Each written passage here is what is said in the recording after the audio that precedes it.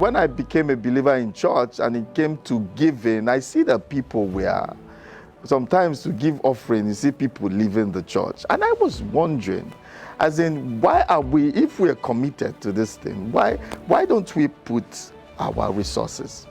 In modern times, your resources is your life. It's your life. I don't have cattle, I don't have all those things, but I have investments that are intangible. So I started wondering, how can I help these people that are afraid of funds? I remember when I started working, I worked in a company and they used to call millions and billions. They give you target, 500 million, 600 million. But one thing I got from there was I became comfortable with money, talk of money. Making money or creating wealth is a mindset thing. So I now realize that, okay, it's a mindset thing. I have to prep myself for it. And I realized that some of those people that I saw in church were working because they didn't understand that wealth is not so much as hard work in terms of physical, manual labor, but mental work goes a long way. And I said, wow, I need to do something. I love the church. I love Christ. I need to do something. At that time, this was about 20 years ago, I came across Johnny Enlow. Johnny Enlow is the one that wrote the 7 Mountain Prophecy and the 7 Mountains of Influence. That is talking about politics, talking about commerce, media, arts and entertainment, family, and faith-based. And I screamed, I said, look, I feel that Christians should be mindful of these 7 areas of influence. I believe seriously that Christians can impact society and change the world. They have been doing it before, but we need to get back to doing it. And so I started Marketplace Apostle, and we started training on leadership, on business, on leadership, the kingdom way. I prayed and I said, God, how do I train your people? And the Lord said, you will train them with principles. We call ourselves the principle people. I will give you principles for everything that you teach. That was 20 years ago. I said, principle, how do you know these principles? The thing with God is that when you walk with God, just believe, just go. Today when I teach, everything I teach is based on a principle. I have taught from the Bible. Most of them are inspirations from the Bible. I teach from the Bible, and I see it in a management book that was written 1960. And I begin to wonder, I've never read it before, didn't even know it. So the Lord kept his own part of the bargain. And today I teach with stories from the Bible and their management stories, leadership stories. And when those things happened, that's where I was nicknamed the prefect of the marketplace.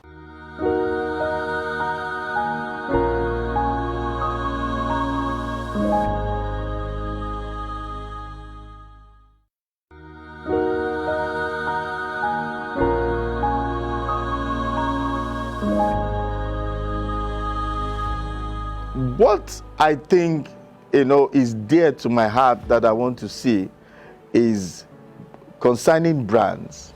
If they call HP, you will say is an American. Is an American brand. Call most of the brands that we know. They will tell you American brands. I want us to have a Nigerian brand, an African brand. When they call that your brand, even if he has a local name, people will know what it means. They will recognize what it means, that name, and say it's from Nigeria. This is what I want us to do. This is how I want us to be, how I want us to think. Because we have many things that the world is looking for. In 2017, I had this Jamaican American lady come and speak at one of my conferences. And so she came, and somebody told her about the black soap. We here in Nigeria, we don't use black soap. We rather use foreign soap. She comes here, she collects this black soap, takes it to the US, and she sells a small bottle for close to $200. We have 100 business ideas that we generated in the Niger Delta of Nigeria that when you develop, you can send it out of the shores of Nigeria and be earning in foreign currency. So these are things that can become known brands. They might be small, but someone can approach you and say, let us bring in $100 million into this and grow it. This is what I'm looking for. This is what we preach. So prepare your business as if tomorrow somebody is going to approach you.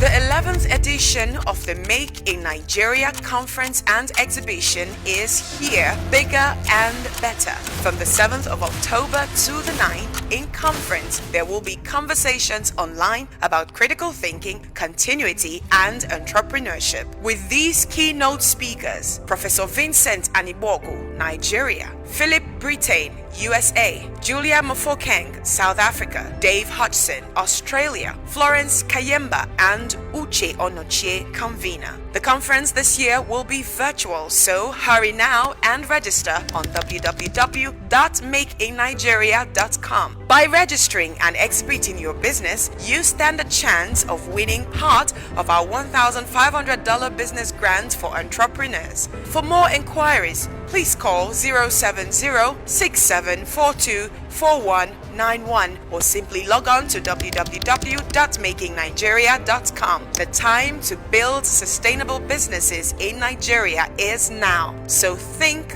make, and grow in Nigeria.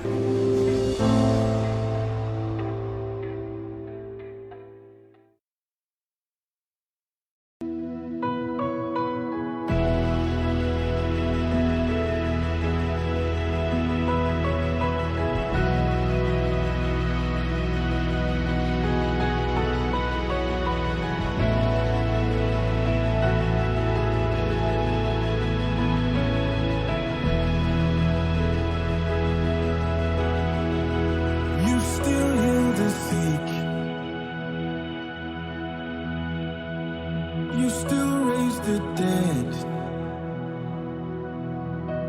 You still do amazing things. By your way, by your way. You still hear our prayers. You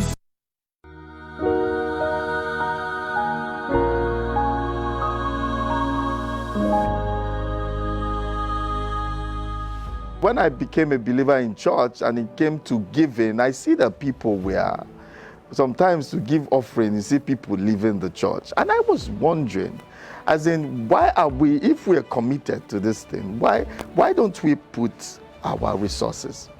In modern times, your resources is your life. It's your life.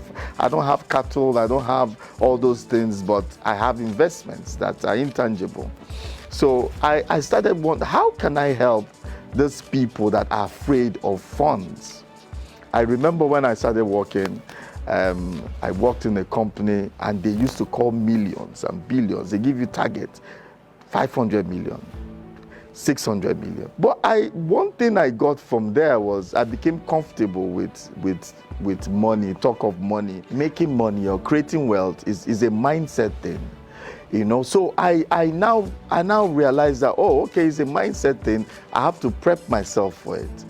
And I realized that some of those people that I saw in church were working because they didn't understand that wealth is not so much as hard work in terms of physical, manual labor, but mental work goes a long way.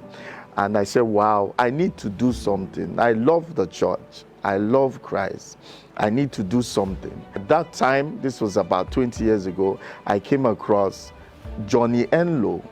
Johnny Enloe is the one that wrote the 7 Mountain Prophecy and the 7 Mountains of Influence. That is talking about politics, talking about commerce, media, arts and entertainment, family, and faith-based. And I screamed, I said, look, I feel that Christians should be mindful of these 7 areas of influence. I believe seriously that Christians can impact society and change the world. They have been doing it before, but we need to get back to doing it. And so I started Marketplace Apostle, and we started training on leadership, on business, on leadership, the kingdom way. I prayed and I said, God, how do I train your people? And the Lord said, you will train them with principles. We call ourselves the principle people. I will give you principles for everything that you teach. That was 20 years ago. I said, principle, how do you know these principles? The thing with God is that when you walk with God, just believe, just go. Today, when I teach, everything I teach is based on a principle. I have taught from the Bible. Most of them are inspirations from the Bible. I teach from the Bible, and I see it in a management book that was written 1960. And I begin to wonder. I've never read it before, didn't even know it. So the Lord kept his own part of the bargain. And today I teach with stories from the Bible and their management stories, leadership stories. And when those things happened, that's where I was nicknamed the prefect of the marketplace.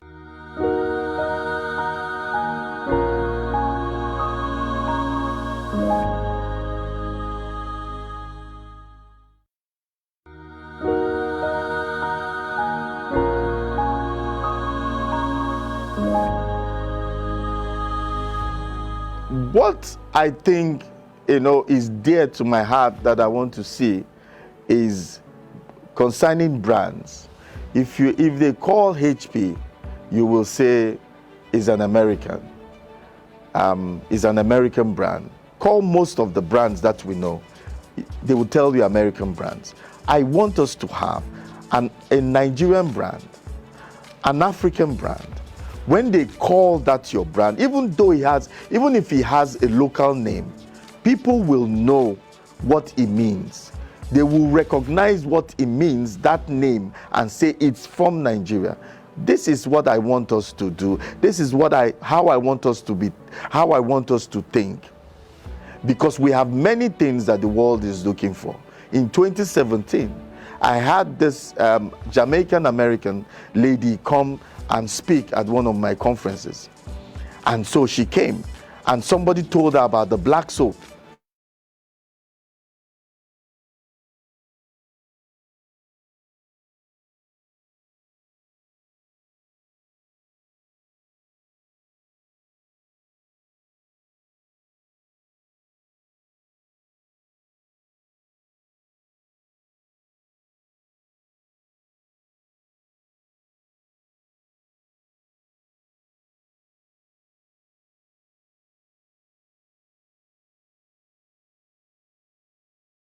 I said, let us bring in $100 million into this and grow it. This is what I'm looking for.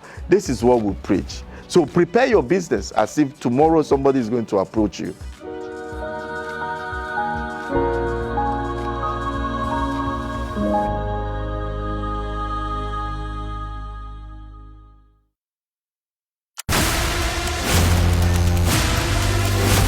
The 11th edition of the Make in Nigeria Conference and Exhibition is here, bigger and better. From the 7th of October to the 9th, in conference, there will be conversations online about critical thinking, continuity, and entrepreneurship. With these keynote speakers, Professor Vincent Anibogu, Nigeria; Philip Britain, USA; Julia Mofokeng, South Africa; Dave Hodgson, Australia; Florence Kayemba, and Uche Onochie, convener. The conference this year will be virtual, so hurry now and register on www.makeinigeria.com. By registering and exhibiting your business, you stand a chance of winning part of our $1,500 business grant for entrepreneurs. For more inquiries, please call 070-6742-4191 or simply log on to www.makeinigeria.com. The time to build sustainable businesses in Nigeria is now. So think, make, and grow in Nigeria.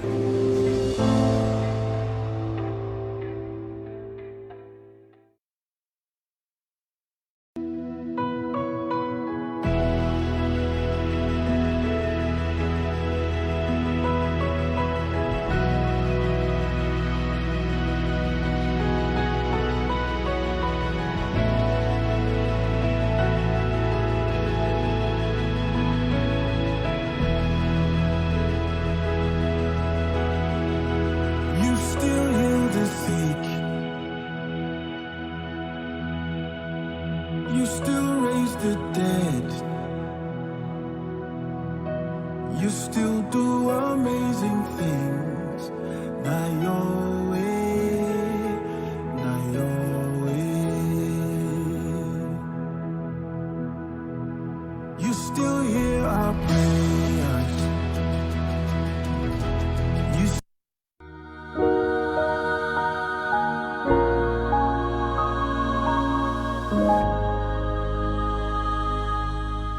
When I became a believer in church and it came to giving, I see that people were, sometimes to give offering, you see people leaving the church. And I was wondering, as in, why are we, if we are committed to this thing, why don't we put our resources?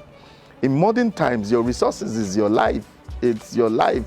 I don't have cattle, I don't have all those things, but I have investments that are intangible. So I started wondering, how can I help those people that are afraid of funds? I remember when I started working, I worked in a company and they used to call millions and billions. They give you target, 500 million, 600 million. But one thing I got from there was I became comfortable with money, talk of money. Making money or creating wealth is a mindset thing. So I now realize that, okay, it's a mindset thing. I have to prep myself for it. And I realized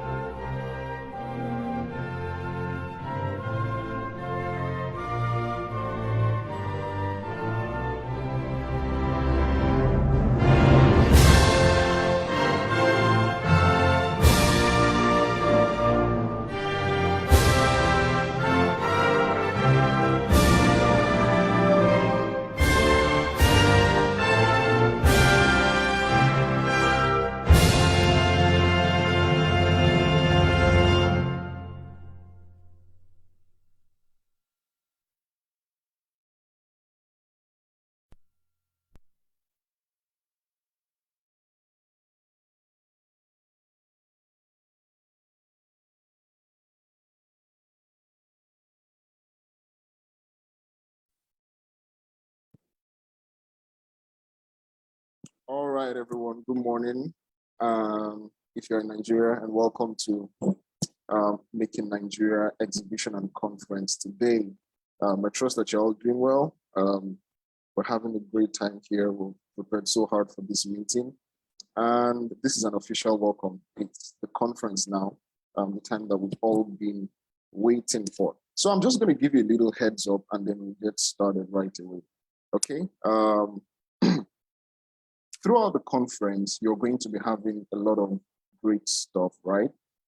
We have amazing speakers ready for you, Uchiyonoche, Julia Mofokeng, Philip Britan, the Podsin, Florence Kayemba, and a couple more people that we have not yet disclosed, okay? And it's going to be an amazing time. So a couple of things you want to you want to be sure that you're doing is that you're taking notes, all right?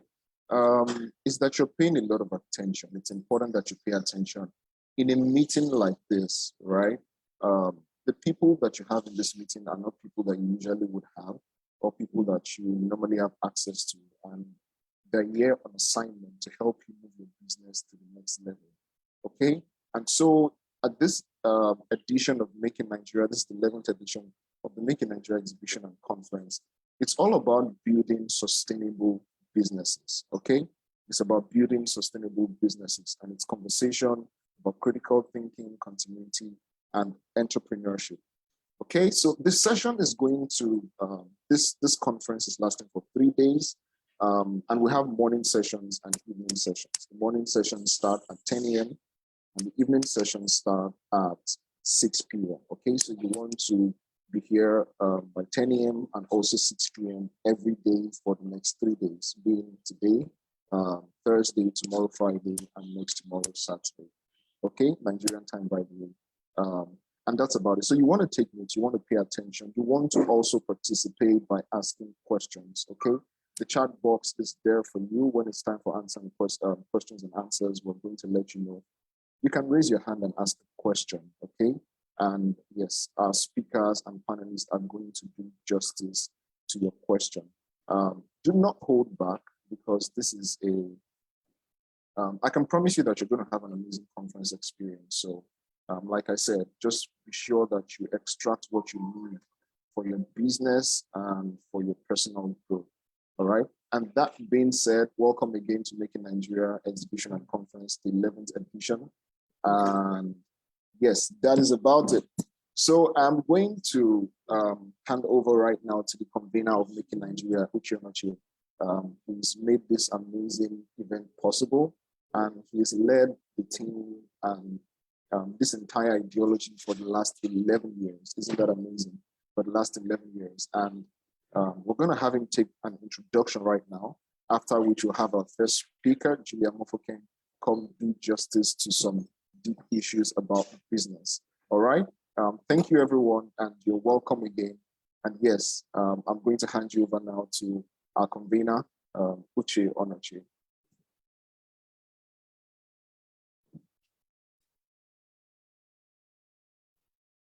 All right.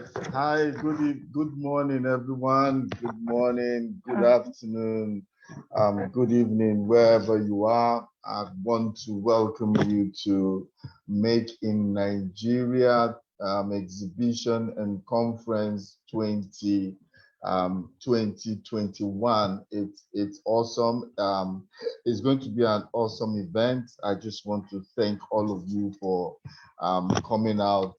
Making Nigeria is being streamed on Instagram, on Facebook, on Zoom, where is the main platform that we're using.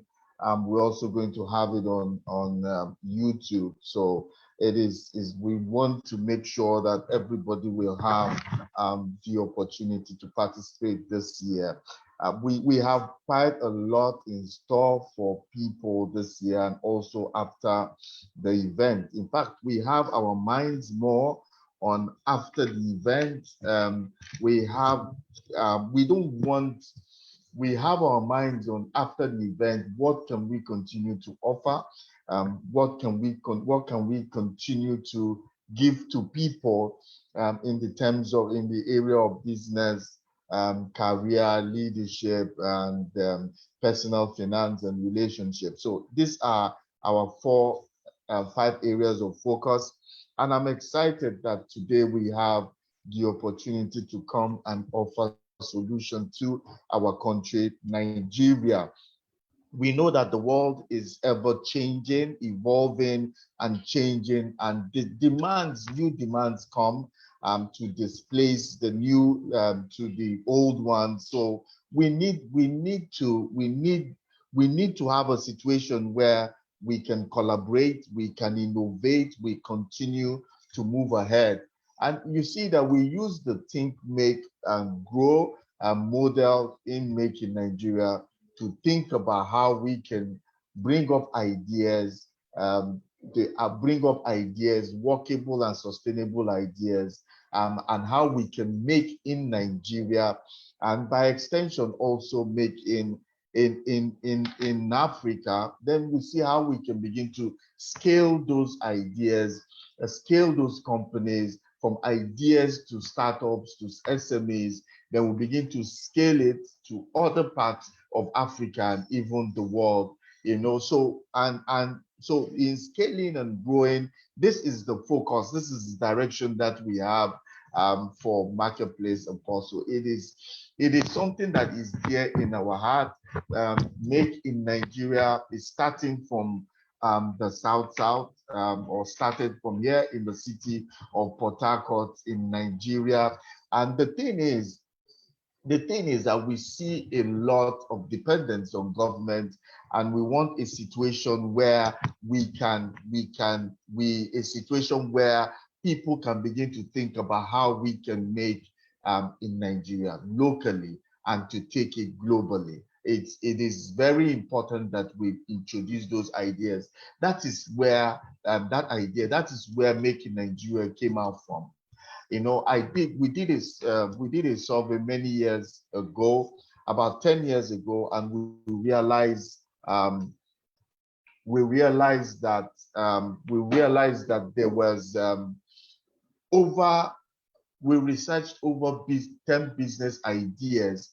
We researched over 10 business ideas, 100 business ideas that you can start with minimal funds like 20,000, 50,000, that can even lead to exports. There are a lot of things that we have in Nigeria and also by extension in Africa that can be used, that we can use to export, that we can make, that can change the economy of our country. And because there's a lot, we know that in the developed world is SMEs, that the economy is hinged on SMEs, on small businesses, is reached, and so we need to grow those businesses. A lot of people have ideas, but they don't know how to translate that idea into reality. And even when they start a business, you see that a lot of startups don't even know how to run a business. These are some of the challenges that we have seen, and we say that, look, there's a gap, there's a big gap. You will agree with me, there's a big gap that needs to be filled in our country. And that is the things that gave birth to Make in Nigeria, where we can have the opportunity to help people with ideas, help them make, and help them scale it, not just locally, but internationally. This is our idea. And so this is what we intend to achieve. This year, we have awesome speakers. Our first speaker for today is coming all the way from South Africa. A wonderful woman that has gifted, powerful in business, and also have tried many businesses, running many businesses, and she's going to come up here and tell us about lending and tell us about the microfinance and lending, how it can be beneficial to you. I can't wait to hear her, and I know that also you should be excited in hearing her, because this is what we offer here in Make in Nigeria. We have other speakers from the US and from Australia that will be speaking to us. I will be speaking, and also other speakers. There's panel discussion where after every keynote speech we have panelists who will come and dissect the things that have been said, so that it can be properly cascaded down to people that need it and people that can run with it. So now, like I said, our focus is not just to do an event.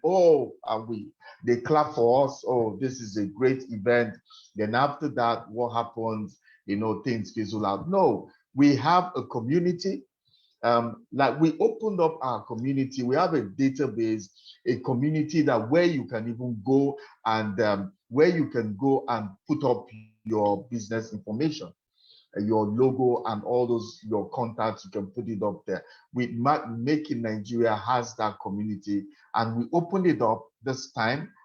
We also are exhibiting this year. Exhibition doesn't close throughout the event, and so you can always exhibit.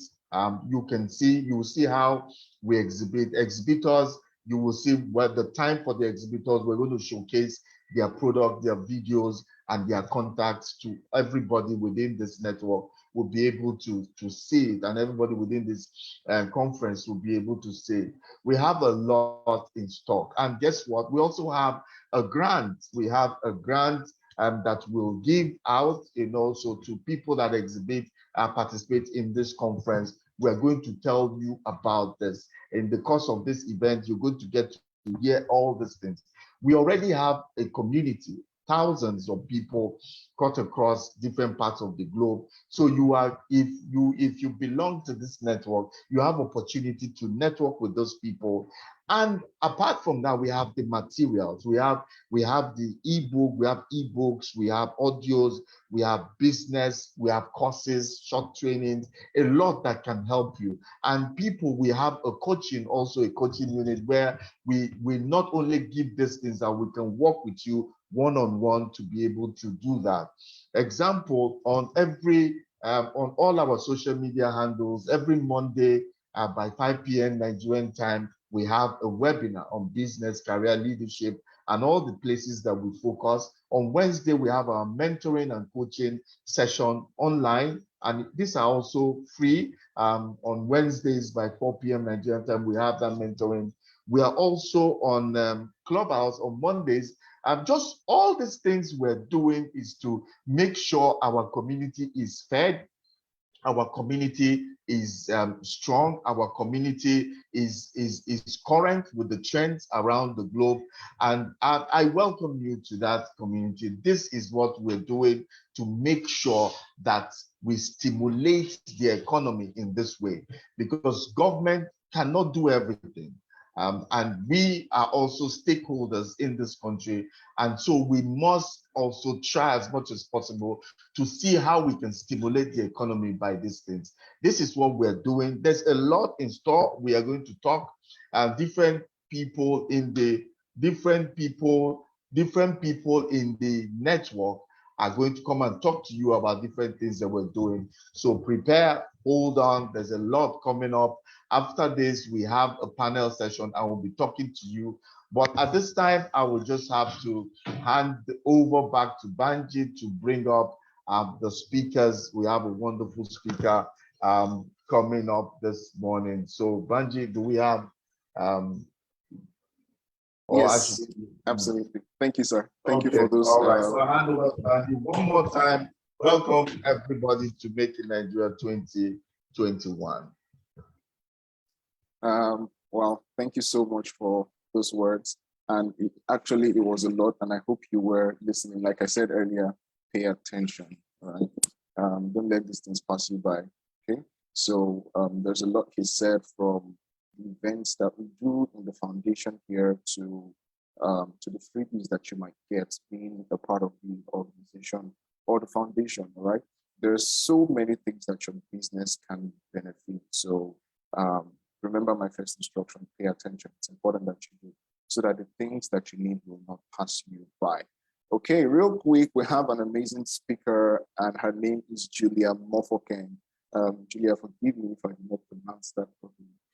Julia is from South Africa, and I'm going to read Julia's profile in a bit. But one of the things I want you to know about Julia is that she's very versatile, and she's going to be answering questions right after her session. So you want to write things down, okay? You want to jot things down so that you can take things to your business. Okay, so it's important that you pay attention to the times that the things that speak to you more, the things that you're confused at, and write your questions down. Type them in a notepad so that you can copy and paste them in the chat box when it's time to answer questions, because Julia has an amazing grace for answering questions, especially when it comes to business. And we're so grateful to have that kind of versatility right here.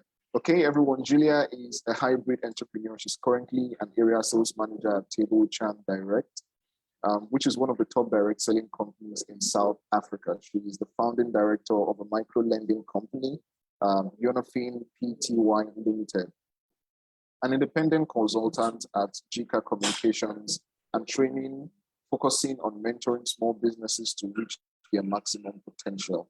Okay, she's also a director at Make in Africa, which is an extension of Make in Nigeria in Southern Africa. She has several skills of expertise, which includes public speaking, training, coaching, leadership, and management, which she has acquired through her career in several management roles at Capitec Bank Limited, as well as her current employer.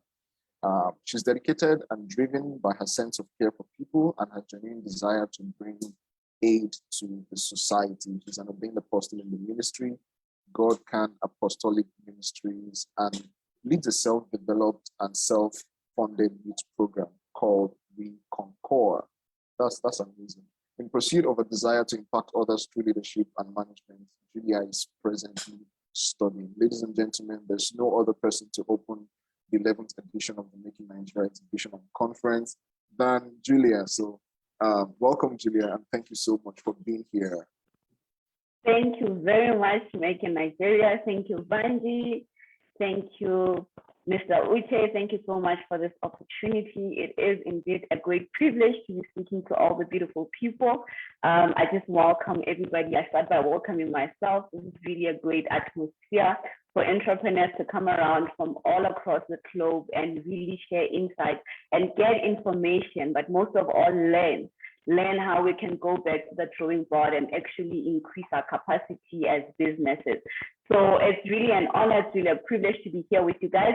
I'm just going to share my screen so that you guys can see my presentation, which I have prepared for you guys for today. And like Banji said, you are most welcome to jot down your questions, make notes, so that by the end of my session, we'll be able to actually go through the questions that you have jotted down. So I'm just going to share my screen. Banji, if you can just confirm on your side, if you can see my screen. Yes, I can see your screen clearly. You might want to expand it, the slides a bit, but yeah, I can see your screen. Okay, let me just expand. So as we're just waiting for the slides to catch on, like Banji has said, I am Julia Mofokeng and I'm all the way from South Africa. My topic, or the topic that I will be discussing with you guys today, is on getting credit. It's on servicing credit and leveraging credit for business growth. So we're just really going to look at how do I make use of credit to make the most out of my business. You know, there are plenty of people who have their own view and perceptions on credit. Hopefully by the end of this session, you'll have a much more broader view on what credit is and what it entails and how you can use it for the optimal use of actually upscaling your business and upscaling yourself as an entrepreneur. So I'm just going to round out, introduce myself, share my experiences before I go into some of the topics that I want to touch on the subject of credit. So I have several experience in retail, in finance, in the multi-level marketing. Combined, my experience is 11 years in the workplace, and I have a hybrid entrepreneurship experience of 3 years, and that means that I am employed and self-employed also. That's what hybrid means. So I'm doing two at the same time. Like Banji also mentioned, I'm also studying towards a degree here in South Africa, management and leadership at the University of the Free State. I think it's very important for everyone who is trying to pursue business or who goes into business to upskill and understand the dynamics around management and leadership as well. I'm also a director at Unifin, which is a micro-lending company. Now, what micro-lending is, it means that we give out loans at my company. We offer loans from 1 month to 3 months, but that does not mean it's the definition of micro-lending. So micro-lending basically is a much more smaller scale of loans. You don't find micro-lending where you get loans for 7 years, for example. So it will be over shorter periods of time, and most micro-lenders opt for smaller scale of loans to give out. And that is what I will be discussing on, mostly how to get smaller scales of credit so that you can grow your business. I am also experienced in public speaking. I do a lot of coaching and mentoring. I also am involved in a lot of leadership programs where we teach other people how to actually grow their being so that they can be able to achieve their personal goals. I am experienced in areas management, which links to micro lending, or if you're going to be giving somebody credit, you need to know how you will be able to manage and what processes you need to follow in terms of managing arrears. I am somebody who is well equipped with strategic planning, general management, and as it has been mentioned in my bio, I gathered a lot of my experience at Capitec Bank, which is the place that I was working for. It was actually my first employment contract I had with Capitec Bank, very much more younger than now, where I started off as a service consultant. I gathered my information in terms of how do you service clients, how do you give good service, what is service, how do you actually meet the client's benefit and needs, at the same time using your features and benefits of your product. But that's not the topic for the day. I also learned a lot at Capitec Bank about finance and the need that people holistically have when it comes to credit. I am currently employed with Table Time Direct. I deal a lot with sales, the driving of sales revenue, and then I'm also a very dedicated person in terms of I'm driven to help people actually realize who they are. I'm driven to help people reach their most high level of potential. And that is part of aspiration why I started the business, because I believe that there is a lack or a gap in the people's understanding in terms of saying that can credit really help me? Can credit be purposeful enough for me, for my business, for my household? A lot of people just think that you need to have a lot of money that you save up or put aside somewhere, or it has to take a lot of years or a long time before somebody can actually bring their dreams to reality. So I'll be tapping into those kind of concepts and ideologies that we have. I'm also a leader in a church, like they mentioned. I'm actually an ordained minister in the church, God-Can Apostolic Ministry. I really believe in self-development, and I'm also leading a self-funded youth program that is called We Conquer, which is for students that are much more disadvantaged or that are from disadvantaged backgrounds, to teach them principles around leadership, management, and entrepreneurship as well, in hope that one day people will get over the mentality of wanting to depend on somebody else to come and make it for them, but rather people will change their mindset to actually make it for themselves. So I really do have a genuine desire to bring aid to the society, which means I really want to see people actually reaching their full potential and being able to live in the reality of their dreams. Most people really dream, but then they don't live in the reality of that dream, or they think that their dreams are too big and they won't be able to have resources in their reach that will enable them to actually make the dreams come true. Now, it is just the will. We just have to set our minds on what is it that we want to achieve and actually jot down steps and follow through the steps. It takes a lot of discipline to run a business, but it also takes a lot of discipline to understand the fundamentals of credit and to apply credit in a way that is optimal for your business.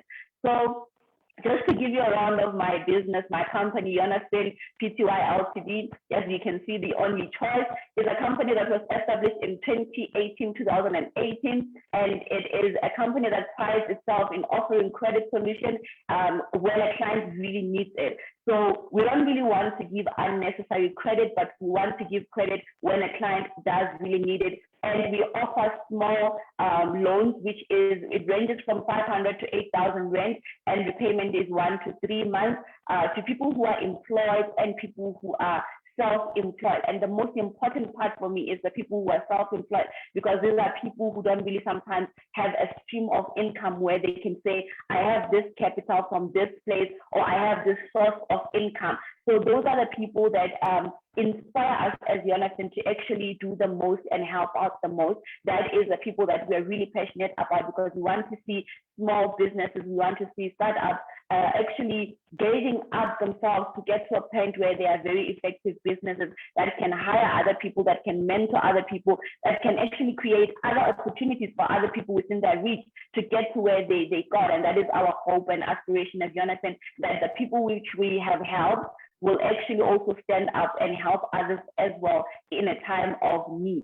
So we are registered with the National Credit Regulator, which means we function within the scope of the regulator and operate according to the standards of the regulator, which the regulator set. So the National Credit Regulator is an institution which says here in South Africa, it might be a different name or institution there in Nigeria, but it regulates to say, this is what kind of credit that you're offering to a client. These are the fees that are in line with the requirement and law. You cannot overexpose a client, for example, or you cannot overcharge a person according to the set standards of the National Credit Regulator. So we are functioning within the scope of that, which means we are a legal company or legal entity that is operating within the scale that is set by our regulatory standards institutions here in South Africa. We're also making use of new pay dolphin system to administrate all loans. It helps us keep compliant. So for any business, it's very important that you keep compliant. It's very important that you follow the necessary procedures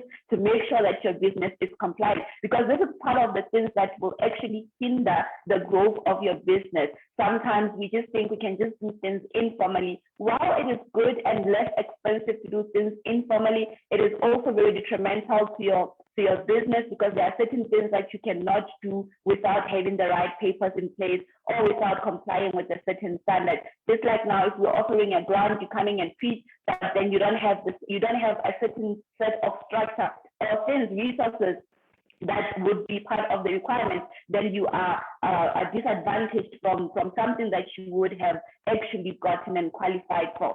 So I believe that it's very important that we make sure that we are compliant as businesses, and we also help the law to make things smooth for them. Yes.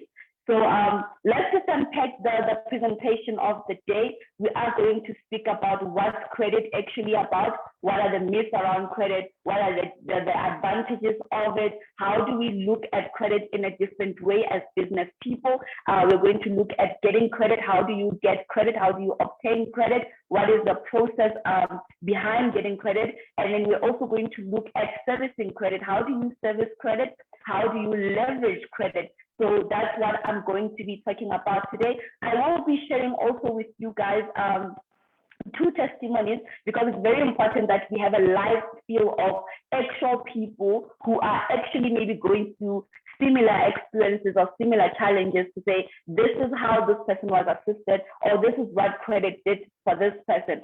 So if we unpack what credit is generally defined as an agreement between a lender and a borrower. So it cannot be a one person giving credit for themselves. If you are taking your own money, it's not a loan to yourself, it's not credit. Credit is generally defined as an agreement between a lender and a borrower. So it means that there has to be a lender in order for a credit agreement to exist. There has to be a lender and there has to be a borrower. So what is lending and how can it be beneficial to our society at large? We often find that in our communities, we have people, I don't know what they're being called in Nigeria, but we have people who we call hawkers, and it's the informal people who will be sitting at taxi ranks, shopping centers. They'll be selling their products, or they'll be selling the items that they sell. But then you find that most of the time, these businesses never expand past the stage of it being an informal business that is not registered, that is not paying tax, that is not maybe compliant to a certain degree according to the requirements in the industry. So, and often I've observed that this kind of people, you find that there's somebody, maybe it's an old lady or a guy that has been selling something at a certain point, maybe at a certain space in town where it's busy in the CBD. You find that 5 years later, this person is still at the same spot. This person is still selling the same type of product, same quality. So nothing is progressing and nothing is moving. And I believe the aim of this conference is to help you build sustainable businesses. And a sustainable business is one that grows. It's one that can actually become legacy. So you cannot say that you have left any legacy if you were still where you started 10 years ago. You are still at that same place in business after 10 years. So lending has helped many businesses, many informal businesses become formal businesses. It has actually helped transpose many businesses that are small to much more medium to large enterprises. So we all know that in order for any business to start, you need capital, you need money to put into the business so that the business can start. You need either money to buy a product, money to buy stationery, you need money to buy electricity, you need money to go stock, you need money to rent office space. There's always a need for cash when business is involved. So in any type of business that you start up, you need a resource called money or cash that you need to use so that the business can flow. And that is where lending comes into play, because we've seen and observed that many African businesses do not have the capital, they do not have the right information to get funding. And even when they do apply for funding, sometimes the process is so tedious and requires so many things that they don't even have in place that they end up not actually pursuing whatever it is that they were trying to pursue. So a lot of people are then breaking up and sitting and saying, okay, the government is not doing anything. My family is not putting hands together to make my business succeed. I actually cannot do this. Maybe after 10 years, I'll try again. Maybe I would have saved up. Maybe a miracle will happen. Maybe I'll win the lottery. And oftentimes we find that it's not that way. You know, we need to stand on our feet as entrepreneurs, and we need to make do so that we have to make sure that our businesses succeed. If we've been having business ideas, we don't have the money, the answer is here today. And I really truly hope that the information that you're going to get is going to help you take that first step towards making your business something and making something out of your brand, and making sure that you put the right resources in the right places so that you come out with the best that you need in your business. Okay, so there are some myths and assumptions that we have around credit. There are some feelings that people have around credit, and I really want to put water on that fire, or put out that fire of myths today through my presentation. So part of them I just listed a few, and in your mind you might think of them, jot them down perhaps, you know, leave them in the comment section so that we can address that myth if it was not addressed in the presentation. So I just put down a few. The first one is that credit is for unlearned people. Really not at all. Credit is not just for people who are perceived to be dumb, stupid, not learned, unknowing, irrelevant to the market. Not at all. It is not just for people who don't know how to speak business languages. Not at all. Credit is actually used in most big companies to generate much more bigger, or to get bigger contracts. You know, sometimes people get tenders or contracts that require maybe 500,000 and the business does not have, or 2 million, or whatever amount it is that is specific to the need at that time. And you find that when the company has those kind of needs, then the company will approach a bank to get a loan, and then they will generate money and pay back the loan. So it's just a matter of understanding that loans or credit is not just for a certain type of people who are classified as poor or unlearned. It is for everyone, but we need to be wise. And that is why we are here. That is why we have this topic today on this platform. Another myth is that credit is generally bad and will get you drowning. That is wrong. You become bad with your behavior towards credit. You become bad with your attitude towards paying your repayments, or what you do with the money that you take for credit. Credit is not for fun. You cannot just get credit and then go misuse the money and not put it to good use and expect that it will be beneficial for you. So it is very beneficial. It's a key actually that most businesses use to drive their vehicle to produce profit. So credit is not bad at all, but there is a bad type of credit, and you will see at the bottom here, I have some guy with cash in it, and I would like to classify that kind of credit as a loan shark, where you find yourself paying ridiculous amount of money, and when you cannot pay somebody, hire somebody to come and give you a few ticks here and there so that you pay back the money, or they take back your furniture, television, and sometimes even hold hostage your children. So there is a bad type of credit, and that would be classified as illegal credit. But any credit that is functioning within the scope of regulators and within what the Act says and stipulates in terms of interest rates and fees is good credit, it's healthy credit. The other myth is that credit is expensive and only certain people can get credit. That is not true. It just depends on what the focus of an institution is. You find that there are banks which help people who are only employed, and some will pick to say, we don't help this kind of employers because they easily retrench, We don't help this kind of employers because the people there, because of history, have not been people who repay the loans very well. So then they discriminate, or they rather opt you out because of that, or based on that. But then you find that there are companies who also say we will help self-employed people. You know, companies like Jonathan, which is my company, actually aims at helping self-employed people more, so that they can actually generate much more income and help advance the economy, or contribute positively towards the economy. So another myth is that credit is impossible to get. If you don't have already, that's not true. Any person can get credit. Certain things like your credit score, your credit profile, your history will affect whether or not you qualify for a loan. But when we're looking at microfinances or micro lenders, your chances of getting loans are much more higher increased than when you go to a bank, because of the restrictions and limitations that banks put on self-employed people. Sometimes people are not able to prove their income consistently on a pay slip because they're not employed, and you find that your application is then declared null and void at the bank, because they require a certain document that shows that you are getting a salary or you are getting income from a certain board or institution, and which most informal businesses or startups don't really have. So we look at different things. Do you have a project that's maybe going to pay within that period or duration that we have given you? How do you intend to pay back the loan? Can you prove that you will be able to pay the loan? And if you can prove that you will be able to pay back the loan, then we are able to assist you from that point of view.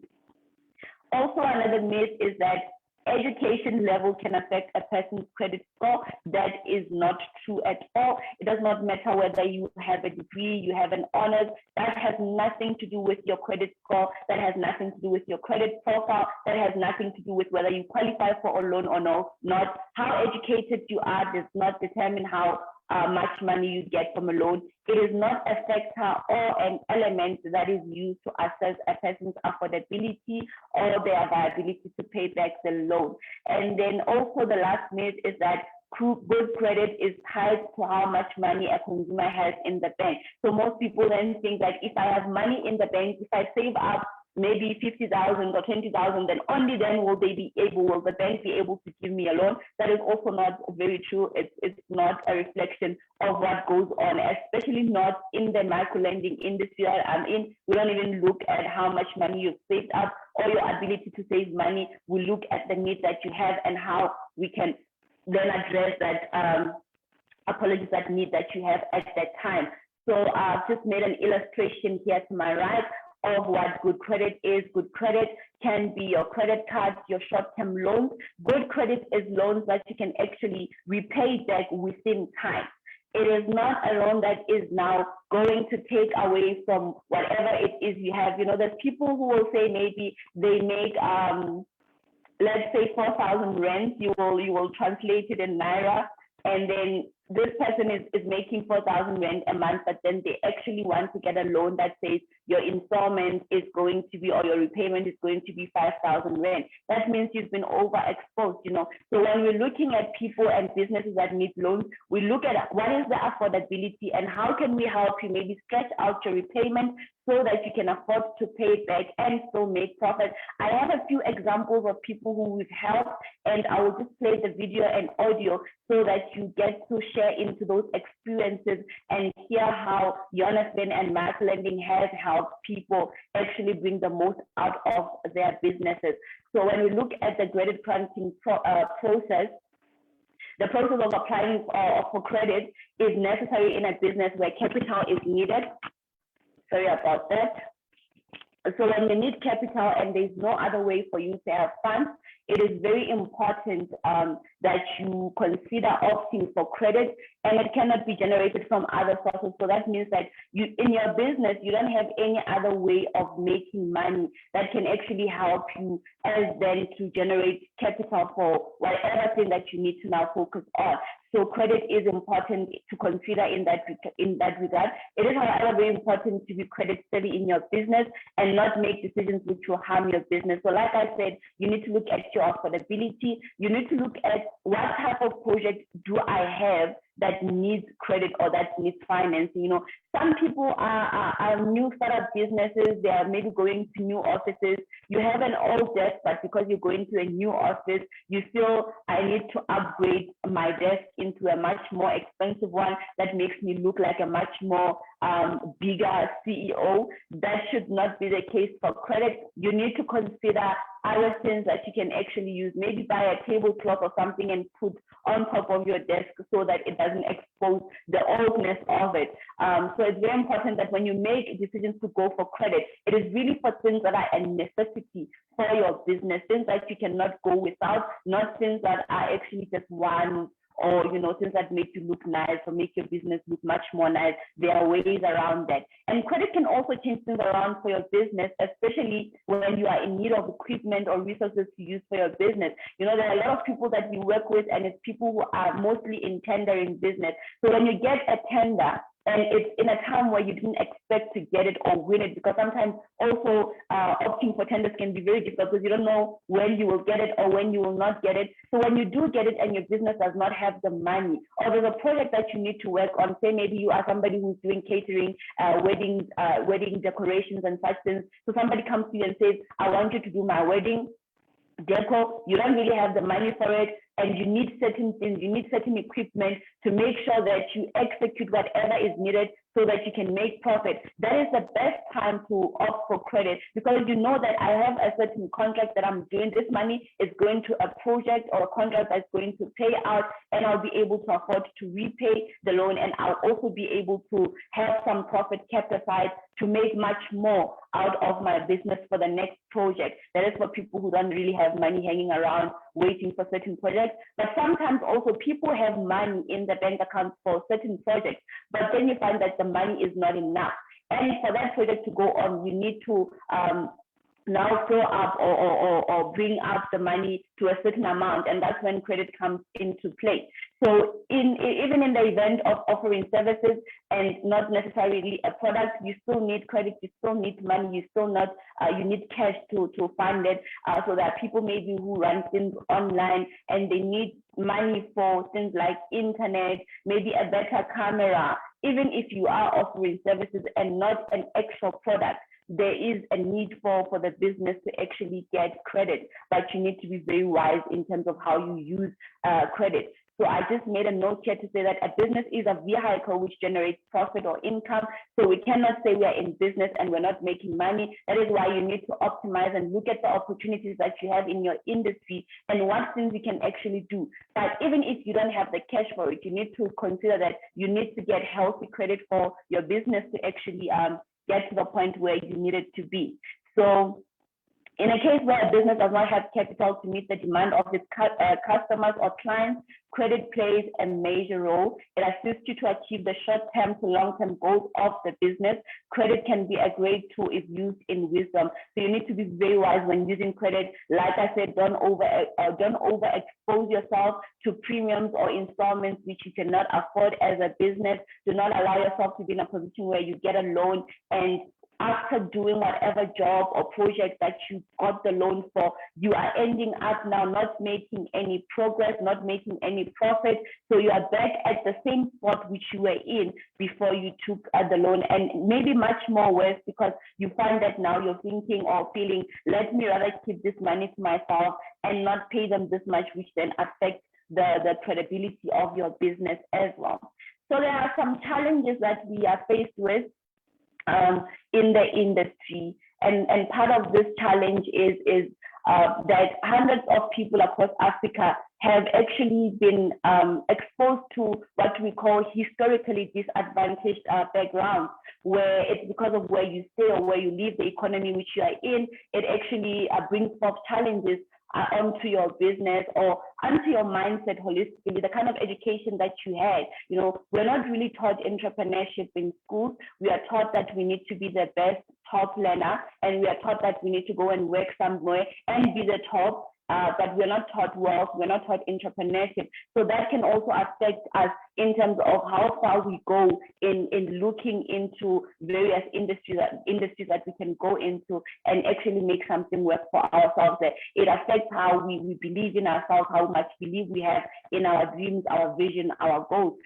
It's not everyone who grew up in a family where there is a father or a mother or an aunt that is an entrepreneur. And sometimes that can actually affect how you see business. And most people can view business or entrepreneurship as something that is tedious or something that is heavy, as something that is really a burden, not minding the fact that each and every one of us has a gift one way or the other, and each person has dreamt one way or the other at some point. But it has to take you to step forward to actually make that that dream a reality. So part of the challenges is that thousands of businesses are registered and they end up closing. And this is what I've seen in the industry over time. A lot of people go in, they open businesses, they get funds, and some people are privileged enough to get big funds, millions of rands they will get. But then at the end of the day, you find that they end up closing because of lack of resources, lack of knowledge, lack of good, proper administration systems. And these are the core things that every business needs to look at. Is my administration in place? Do I have an overview of what is happening in the market? What is my plan? Sometimes we just some psyching based on dreams, and you're like, okay, I have this dream, therefore I'm gonna go and make it alive. In order for a business to function, you need to sit down, you need to strategize, you need to plan, you need to make sure that you have put the right measures at least to start your vehicle. No car just goes by itself. You have to actually walk to the car, open the car, unlock, sit in, start the engine, and then you can put in your gears, take down the handbrake. So there is a process that comes into play when you're looking at making sure that businesses actually operate long term and survive in the industries, various industries that we are in. We are sometimes faced with unpredictable situations, even the situation of having COVID-19, having been on lockdown. A lot of people lost their job.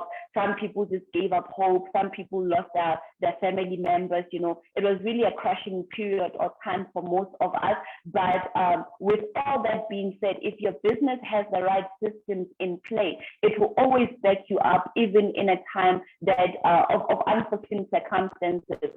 So another challenge that I've observed in the industry as I've been in the finance and mass lending industry is that some businesses never grow to their full potential because they don't have funds.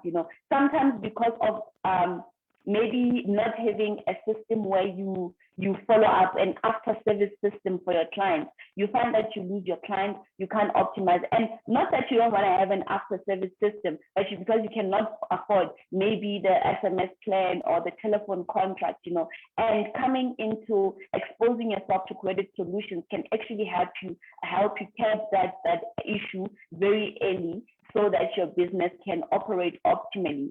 And also some find themselves being evicted out of business spaces because the business is not making enough money. Credit can be a solution for such people, where you can make repayments, smaller repayments over months, so that it's something that you can afford and you save your business in that space. Some people have actually lost big contracts because of a small amount that they did not have to buy things or pay for a certain service provider, and they ended up losing millions because of a small amount that they needed to put into the business, which they didn't have in their capacity. So this is where credit also helps.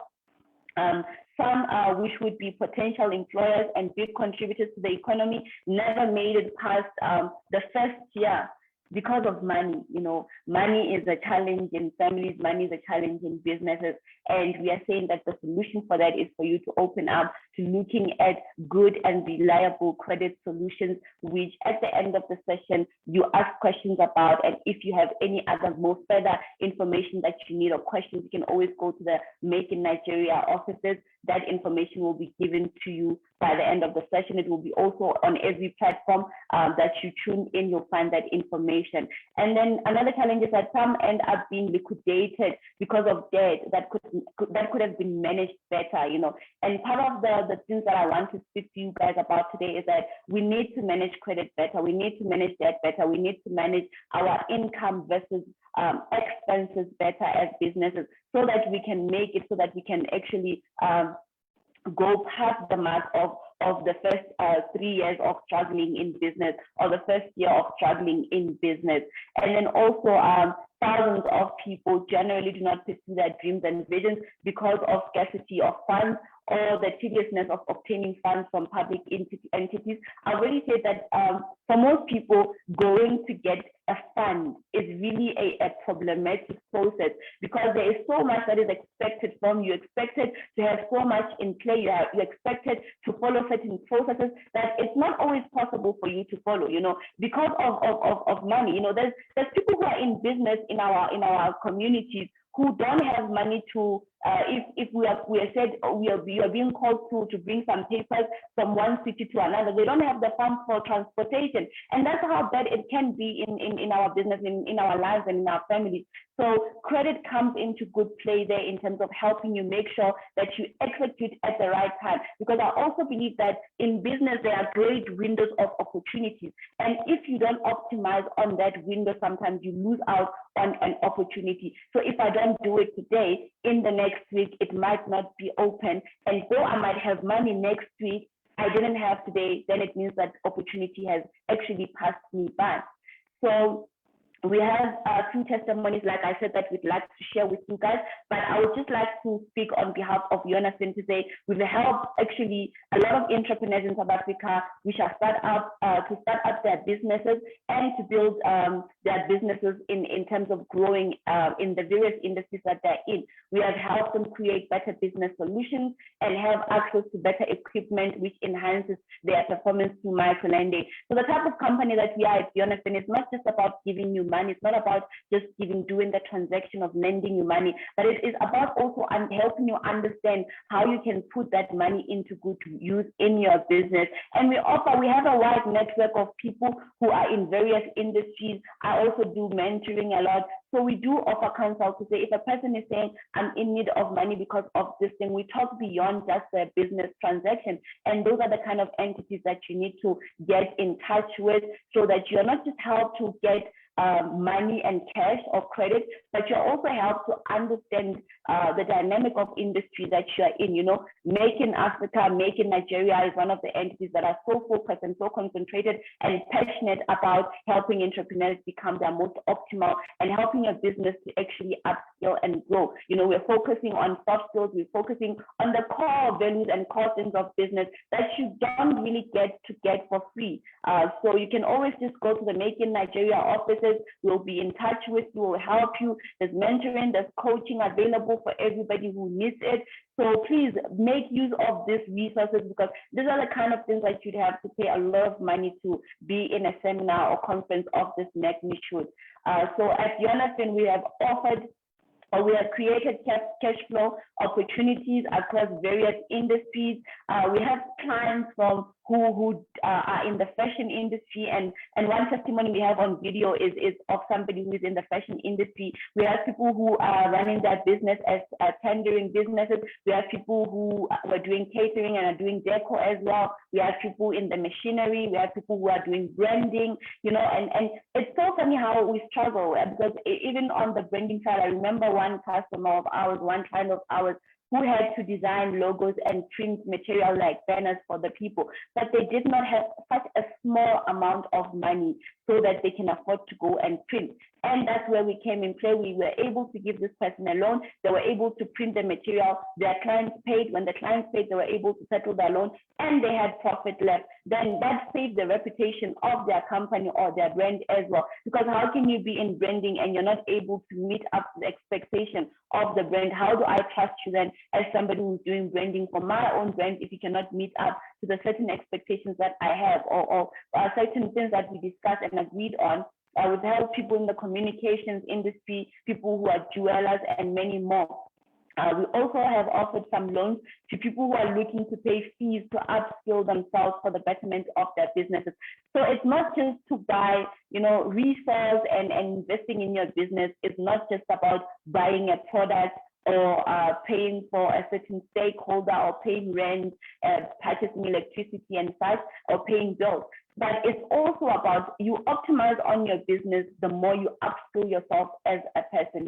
The more you know, the more you understand about your industry, the more you understand about leadership and management within the entrepreneurship scale, the more you can actually make the most out of your resources, the more you understand in terms of your own SWOT analysis, what is happening in the business, what are the challenges around this business, how can I make the most out of this, the more your business grows. So not only do we offer loans to people who are actually going to use the money for business, but we also offer loans for people who are upskilling themselves, giving themselves an education so that they can grow their businesses.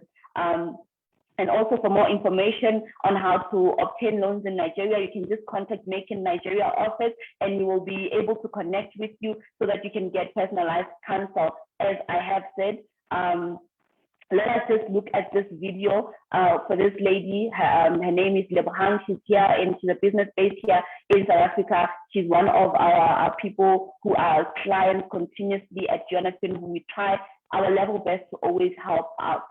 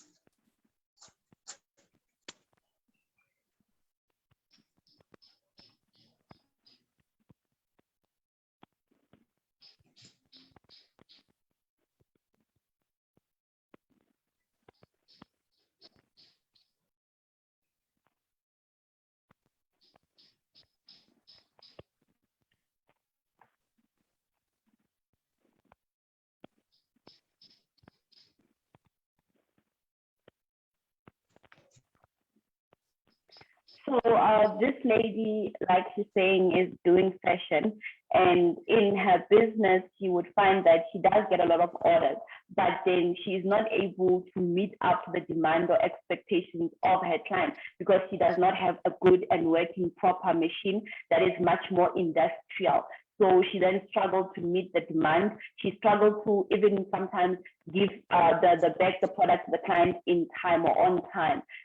So because of the strain that it put on her business or on her when she had to produce the product or the dresses and garments using a different type of more home machine than an industrial one. And we helped her with a loan and she was able to repay it back, very affordable fees within the right time, and she was able now to get much more quality out of the things that she produces and also get much more client referrals because then people found that she's doing things in time. When you're doing things well and proper and you're giving people good service, they're able to refer you. So you don't have to struggle now about thinking about marketing fees. How do I market my business?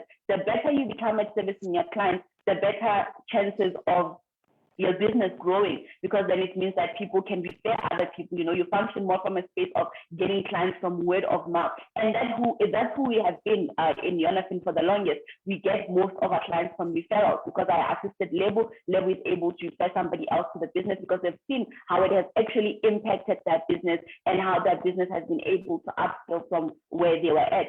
So credit is a solution for those who are faithful to the vision of their business and know how to maintain a good reputation. And Jonathan is always looking to partner with African businesses as clients and as investors to enable startup businesses to achieve their goals and grow. We're not just coming from a place of wanting to lend out credit, but we're also coming from a place of wanting to partner with people and businesses that need to generate much more money for themselves in terms of partnering and investing. So I'm also going to just play a voice recording rather of another client of ours who wanted to share their testimonial.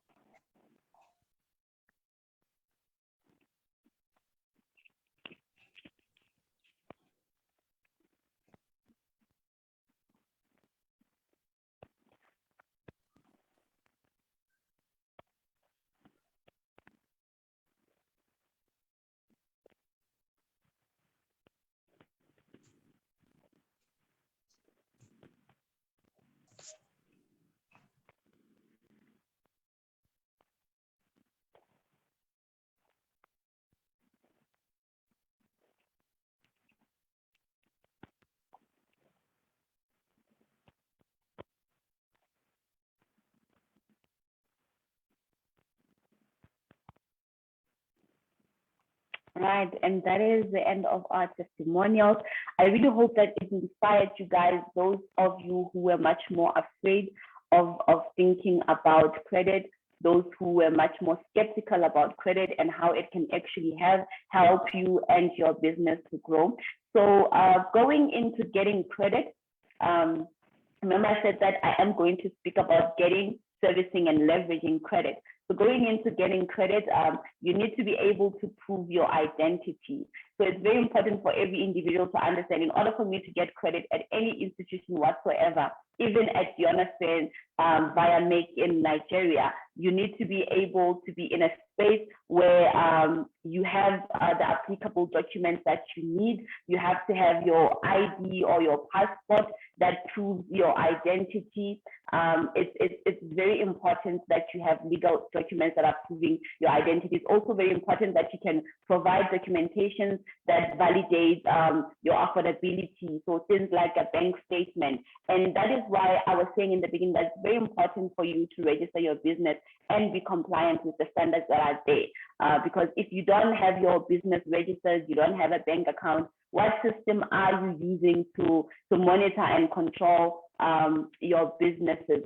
I am having a bit of a system glitch on my side, but I'm going to try and keep up to the slides as far as possible. It's also very important that you are not blacklisted. And most people don't have this information, or they don't know about this information, but you can actually view your credit report free of charge at different institutions. We have different credit bureau institutions here in South Africa. We have CLC in Nigeria there, where you can get your free credit report, where it actually helps you to see how viable are you to get credit. It also is there for businesses as well. So if you want to assess the state of the health of your business, which is credit wise, then you can get your free credit report.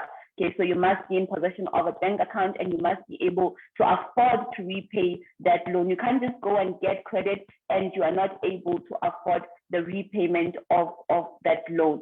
So that's very important. And then when we come to servicing credit, it's very important for people to understand that credit can only be used for your business in terms of need, the real needs that you have for your business. That's what you need to use credit for, not the luxurious things that you actually want to use credit to indulge just because you qualify for a certain amount of money. It does not mean that you have to take up all that funds that you qualify for, but you need to manage credit in a way that will work for your business and you'll be able to repay back.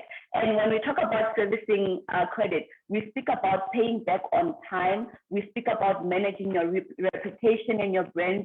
We speak about keeping to the agreement. You know, you never know who knows who. Sometimes we think of people, no, I can just take the loan and not repay it. or I can just postpone on my repayment, only to find that you are now messing up with an institution that's going to put you somewhere where you are going to go and try and pitch for tenders you don't get because your name is now blacklisted. Also, in terms of servicing credit, it's very important that you check your statements. Check what you have on your loan statement, check the interest rate that applies, check the administration fees that applies to it, because you can actually put down your interest rate by paying your loans much more quicker, or by putting down a prepayment ahead of time. You save on interest and you save on service fees and administrative fee.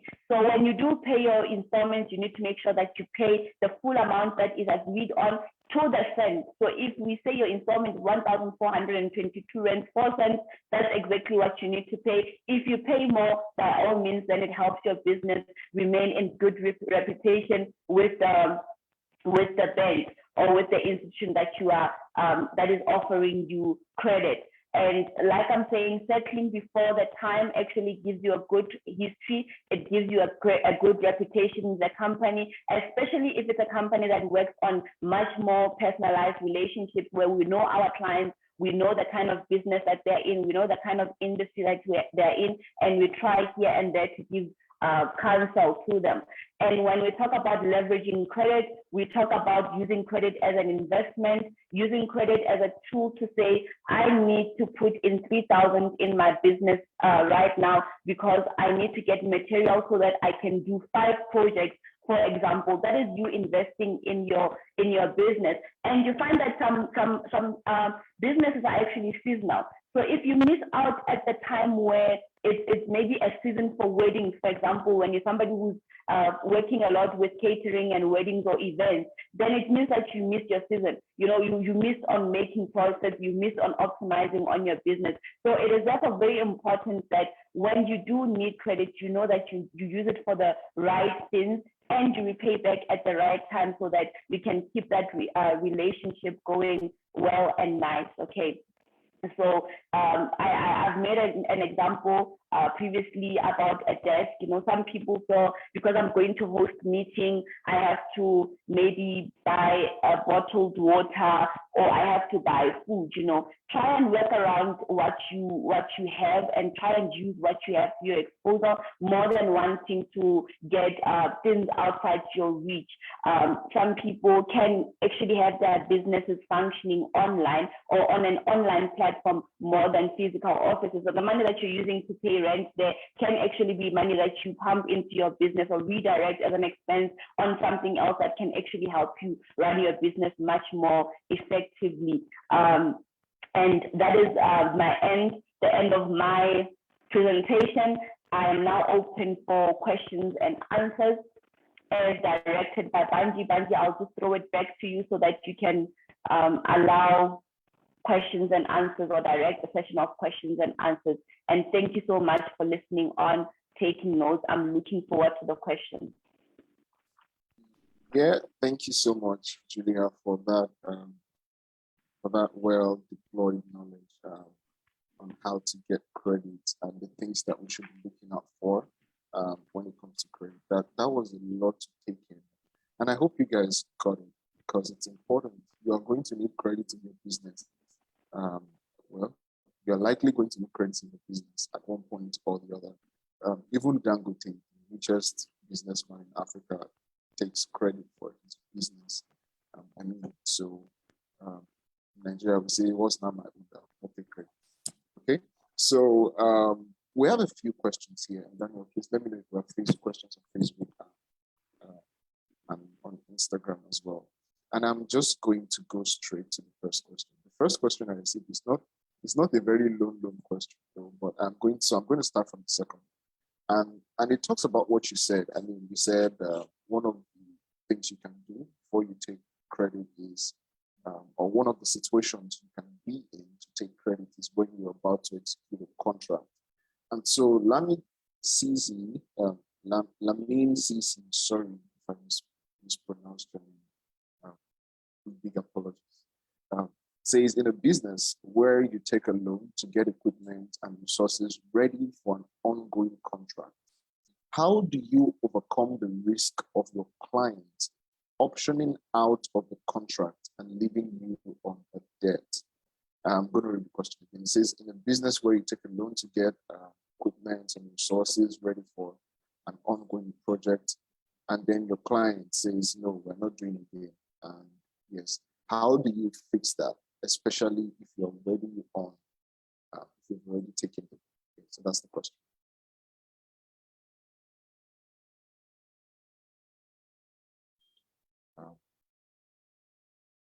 Okay, Julia, can you hear me?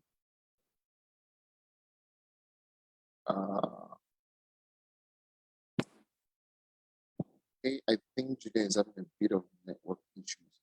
So let's get back to that in a moment. I'm going to ask the second question. And the reason I'm going to jump to the second question is because I think I might be able to do a bit of justice in that one before Julia comes back. And this is, I have this idea for, and this is a question by Bianca.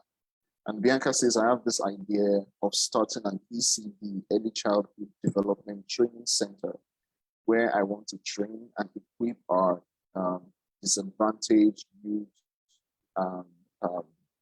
and mothers and aunties who can't get into university or college, or even never got the opportunity to study.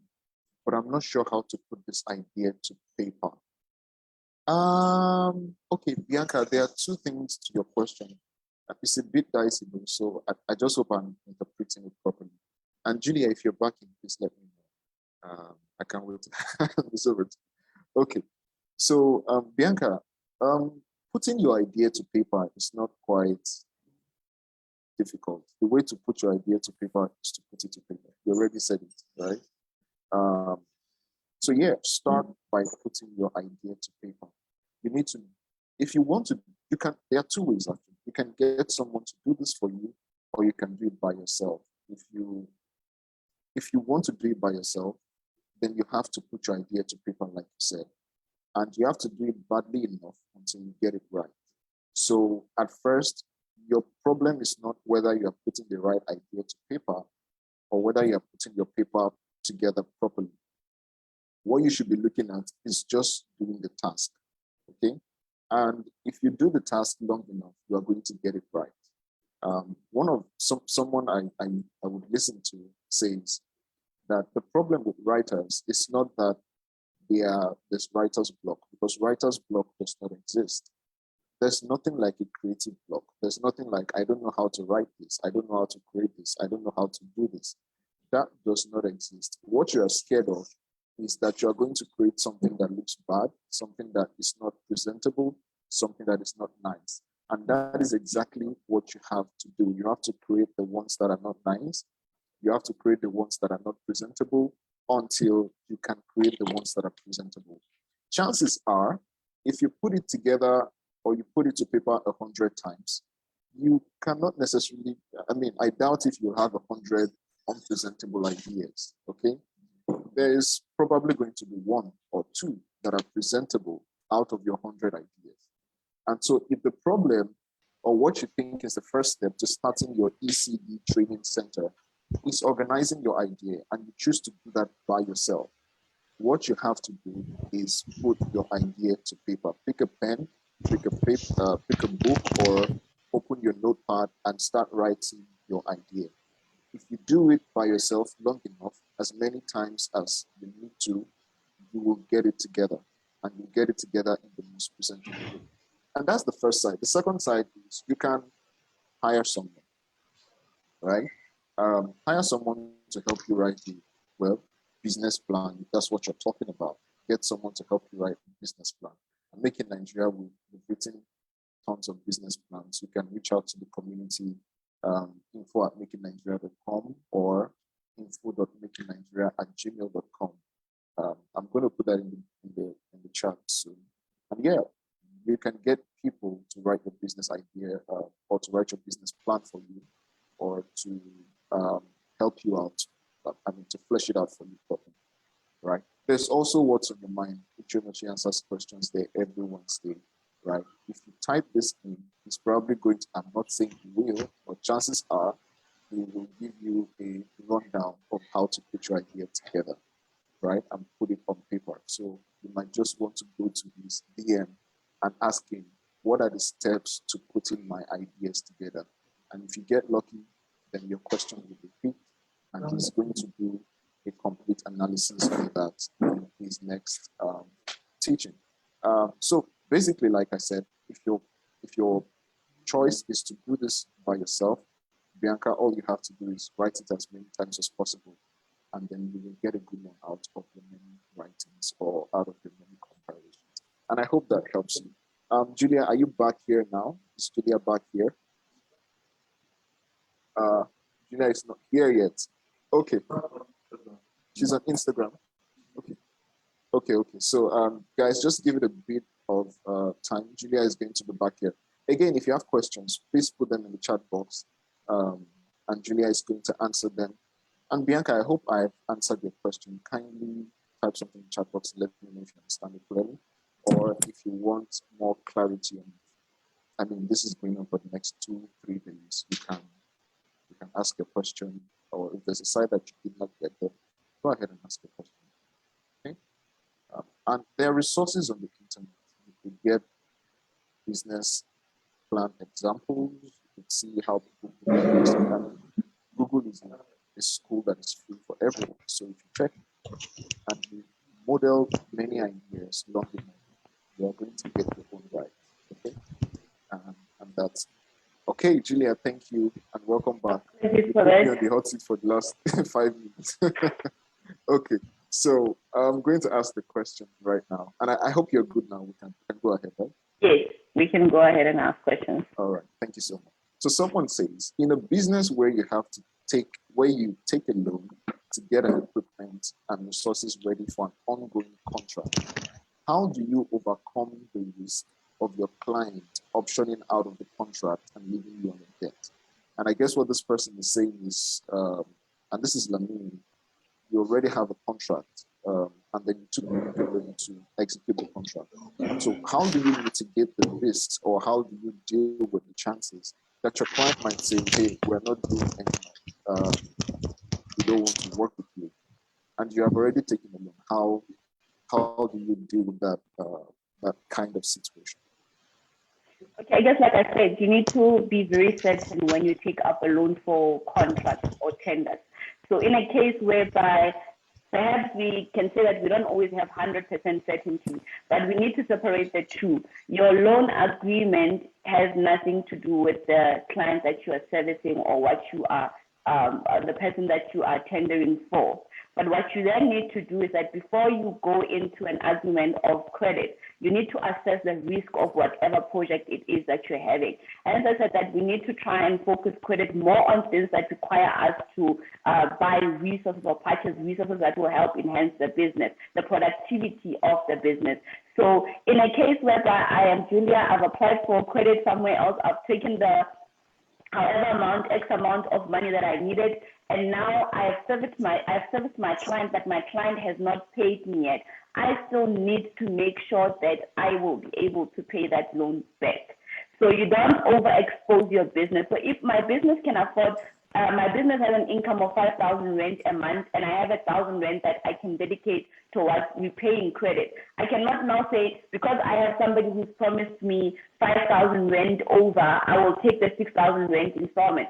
Whatever you agree with a credit provider has to be within the lines of what you can afford, and not to say what you will afford should the project become successful. So I think it's very important that you manage and assess the risk that you are putting yourself in, and not base it on your client, but base it on the actual know of your business. So if I know that I'm going to buy maybe say vegetables because there's a certain demand of vegetables at a certain date, I know I'm going to make X amount, and with that X amount I will be able to afford. But then on top of that, I also need the credit to service somebody else who needs me to come and cook for them.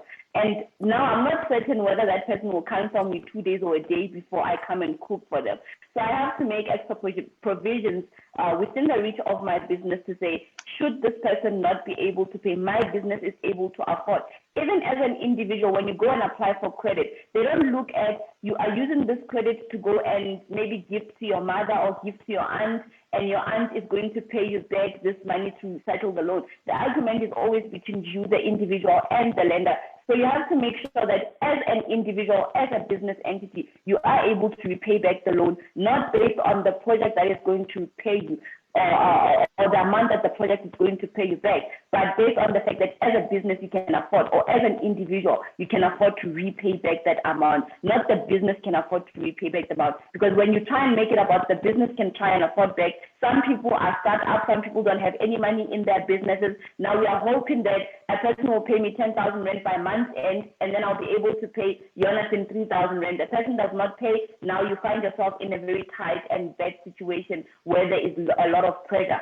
So I would really advise that when you are going to apply for credit, look within your reach as the director, or look within the reach of the group of directors within that business to say, can we afford, if should it happen that the project fails, can we afford to pay that installment from our own resources, or will we be able to put something ahead of time, maybe a week, 2 weeks? Is there something else that we can do to generate funds so that we are able to meet up to the expenses?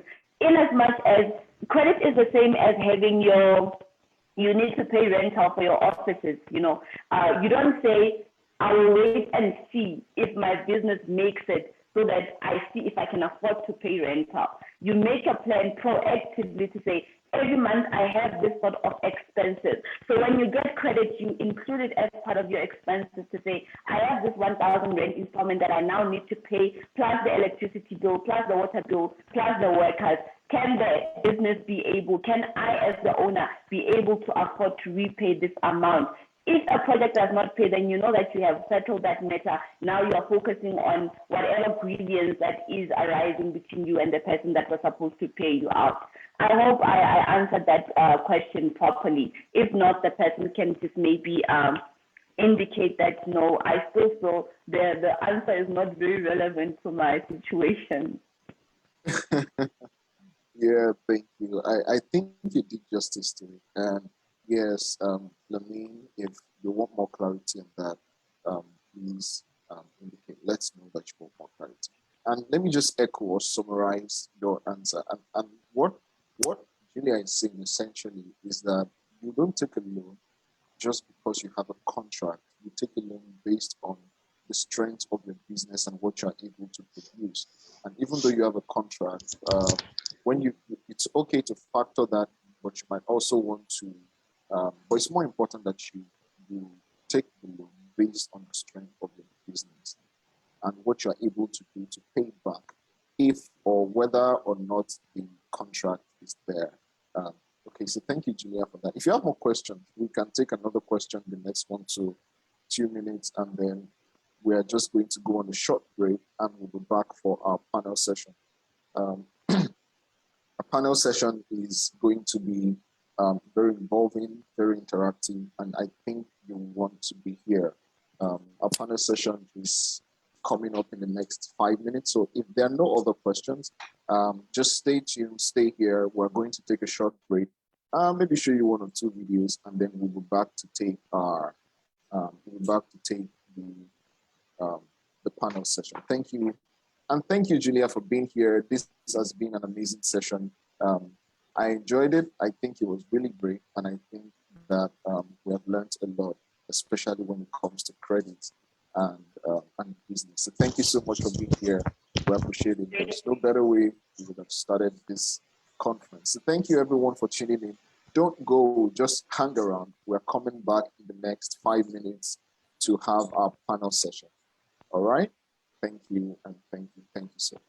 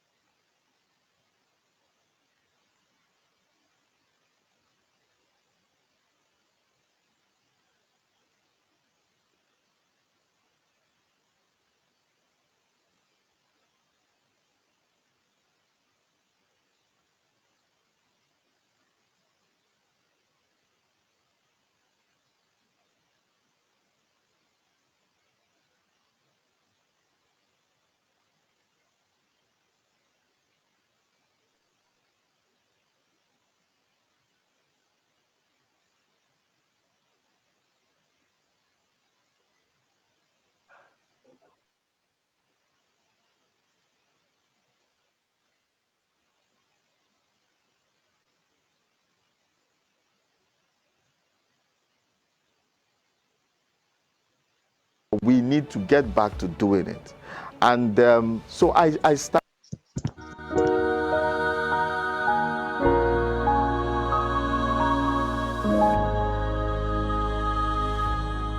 What I think, is dear to my heart that I want to see is concerning brands.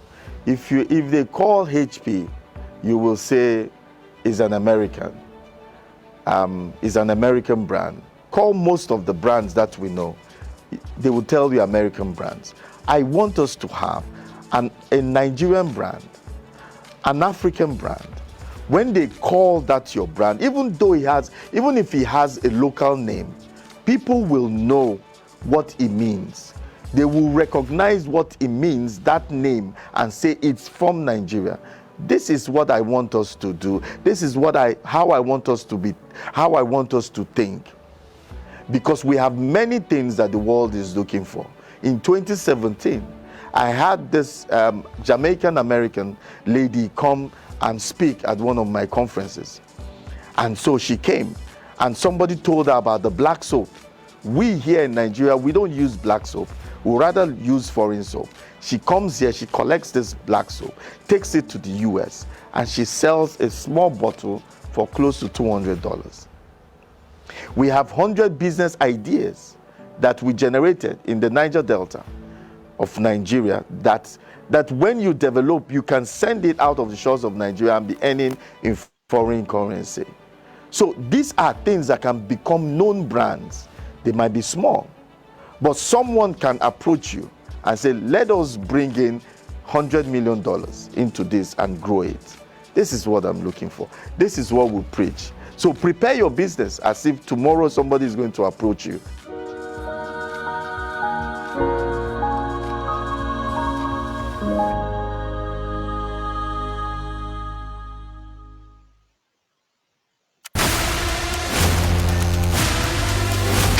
The 11th edition of the Make in Nigeria Conference and Exhibition is here, bigger and better. From the 7th of October to the 9th, in conference, there will be conversations online about critical thinking, continuity, and entrepreneurship. With these keynote speakers, Professor Vincent Anibogu, Nigeria; Philip Britain, USA; Julia Mofokeng, South Africa; Dave Hodgson, Australia; Florence Kayemba, and Uche Onochie, convener. The conference this year will be virtual, so hurry now and register on www.makeinnigeria.com. By registering and exhibiting your business, you stand a chance of winning part of our $1,500 business grant for entrepreneurs. For more inquiries, please call 070-6742-4191 or simply log on to www.makingnigeria.com. The time to build sustainable businesses in Nigeria is now. So think, make, and grow in Nigeria.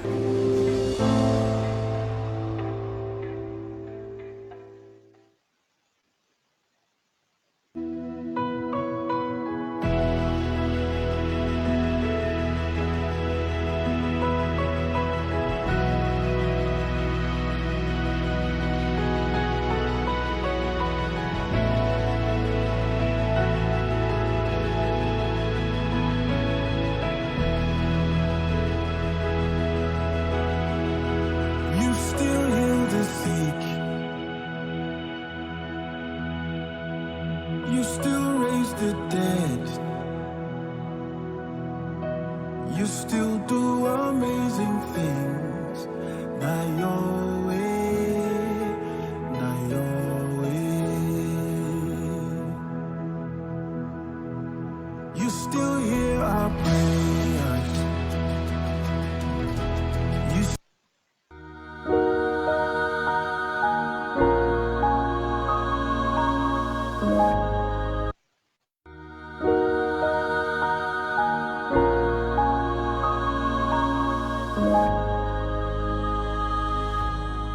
What I think, is dear to my heart that I want to see is concerning brands. If they call HP, you will say is an American. Is an American brand. call most of the brands that we know. They will tell you American brands. I want us to have a Nigerian brand, an African brand. When they call that your brand, even if he has a local name, people will know what it means. They will recognize what it means, that name, and say it's from Nigeria. This is what I want us to do. This is how I want us to be, how I want us to think. Because we have many things that the world is looking for. In 2017, I had this Jamaican American lady come and speak at one of my conferences. And so she came, and somebody told her about the black soap. We here in Nigeria, we don't use black soap. We rather use foreign soap. She comes here, she collects this black soap, takes it to the US, and she sells a small bottle for close to $200. We have 100 business ideas that we generated in the Niger Delta of Nigeria that when you develop, you can send it out of the shores of Nigeria and be earning in foreign currency. So these are things that can become known brands. They might be small, but someone can approach you and say, let us bring in $100 million into this and grow it. This is what I'm looking for. This is what we preach. So prepare your business as if tomorrow somebody is going to approach you.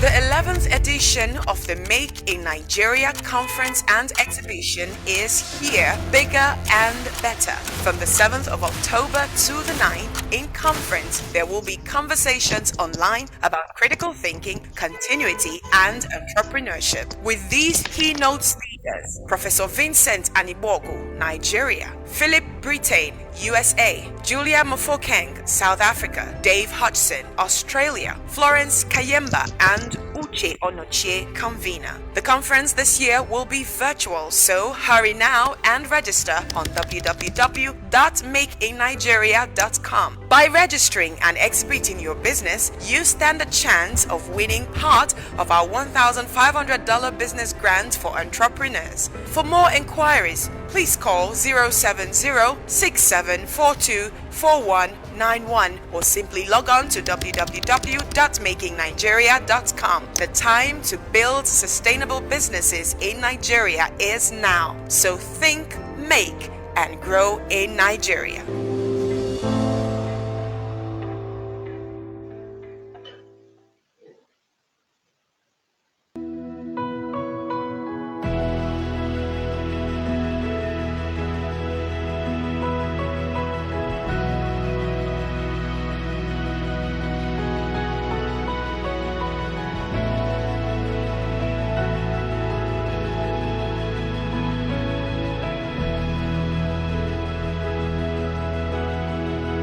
You still heal the sick. You still raise the dead. You still do amazing things. Not your way, not your way. You still hear our prayers. You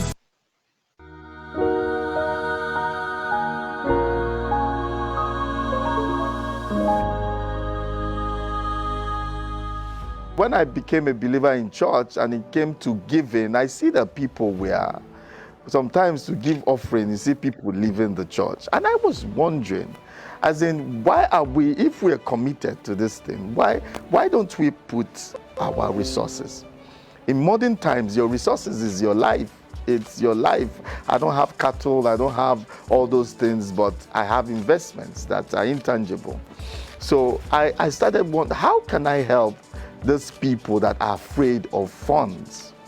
I remember when I started working, I worked in a company and they used to call millions and billions. They give you target, 500 million, 600 million. But one thing I got from there was I became comfortable with money, talk of money. Making money or creating wealth is a mindset thing.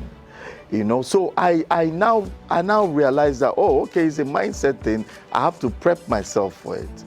And I realized that some of those people that I saw in church were walking.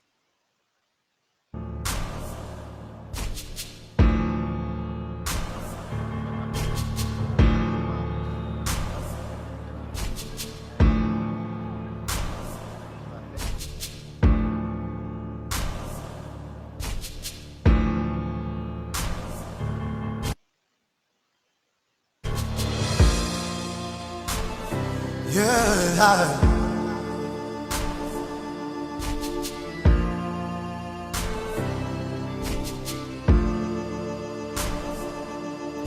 When we all contribute our quota, little drops of water makes us greater. No matter how far we've gone, we can get better. Harnessing our wealth, one business at a time. The power is ours, no one else's, we recognize it. That's why we in this conference and exhibition to ignite change, think, make and grow Nigeria. That's our call to greatness, so come patriot.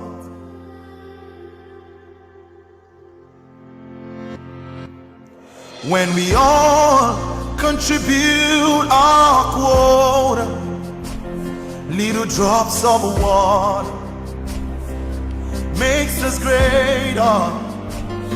No matter how far we've gone, we can get better. Harnessing our wealth, one business at a time. The power is ours, no one else's, we recognize it. That's why we in this conference and exhibition to ignite change, think, make and grow Nigeria. That's our call to greatness, to come patriot.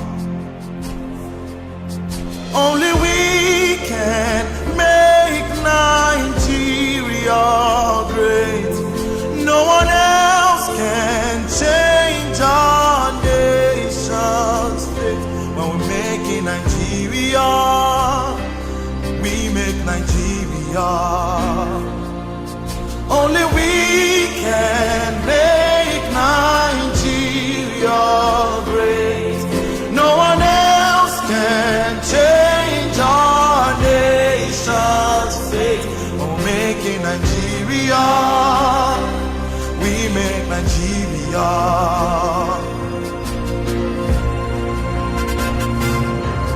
Only we can make Nigeria great. No one else can change our nation's fate. We're making Nigeria, we make Nigeria.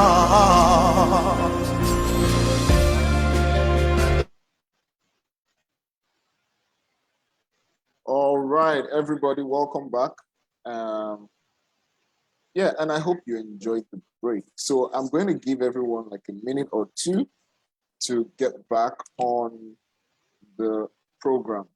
I understand that you're probably taking a cup of coffee or grabbing a drink or getting something to eat. So yeah, it's okay. You can have the next 30 seconds to 1 minute to put yourself back together and let's get back in the conference, okay?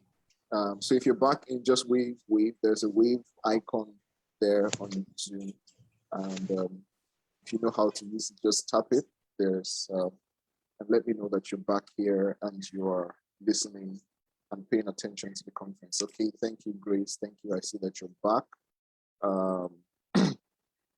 Yeah, Lamine, thank you, Lamine. I see that you're back as well. So yeah, if you're back in, let's know that you're in, and we're going to get started right away. And so we're going to be talking about something really interesting.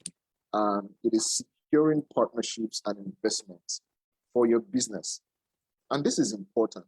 I'm guessing that the guys that are going to come for the evening session, although this will be available on Facebook and YouTube and every other place that it should be, they're going to be a bit jealous of you guys because you're hearing really important things, right? We've just talked about loan, financing, and now we're talking about how to secure partnerships and investments in your business. And it's very important. I mean, the model of making Nigeria is think, make, grow. And it's important that when you want to grow, you have to partner, you have to get investments. It is very, very, very important, right? So there is Series A funding, Series B funding, pre-seed, Series, and all that stuff, right? And this is where we learn how to secure those kinds of partnerships and investments in our business. And we have amazing people here that are going to do justice to it. Still from South Africa. And I hope you guys will forgive me if I do not pronounce your name very well. Please do not, Nigeria is a novel, right? So sorry, sorry about that. And so 2 people are going to be on the panel today. One person is Julia. Julia is on the panel again. And if you didn't get enough of Julia, which I'm sure you didn't, you are going to get more, or you're about to get more of Julia. We also have Tammy Bailey on the panel as well. And so welcome, guys. Welcome to the first panel session of Making Nigeria. Welcome, Julia, and welcome, Tammy. And so I'm going to start from you, Tammy. Would you please introduce yourself and let's learn a bit more about you before we get started right away. Thank you very much. Good afternoon to everyone. I hope it's afternoon there also in Nigeria. And yes, I'm proud to be I'm proud to be part of the session. Thank you very much. So just a brief background about myself. My name is Tamsangam Mbele, but everyone calls me Tammy. And what I do at this point is I work at a company that's called WN Capital, and what we do there is we're like a small bank for small to medium enterprises, where we provide funding for them to be able to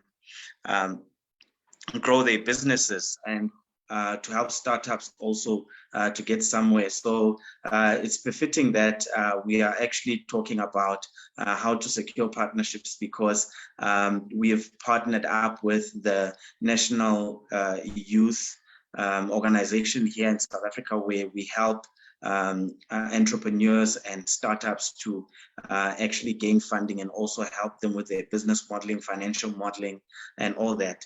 So basically what I studied was I studied management and leadership at the University of the Free State Business School.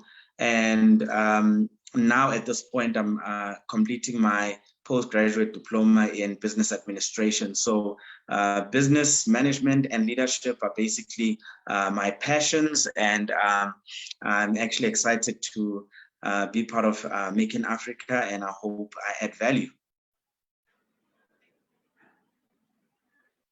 Well, thank you so much, Tammy. First, thanks for simplifying your name. It makes it a lot more fun and easy to pronounce now. And thank you for being here. We're happy to have you. And yes, we already know Julia, right? And she's done a bit more than introduce herself in the last 1 hour. She's deployed knowledge relevant to us. And the first question I'm going to ask here is, and yes, this is a panel session, guys. Please drop your questions in the chat box. We have audience on Facebook, over about 100 people watching on Facebook right now. And so, yes, we're also taking questions on Facebook. So if you're watching this from Facebook, just drop your questions and we'll see it and take your questions right here. Any questions at all about investments and partnerships? That's what this session is all about in the next 15 to 20 minutes.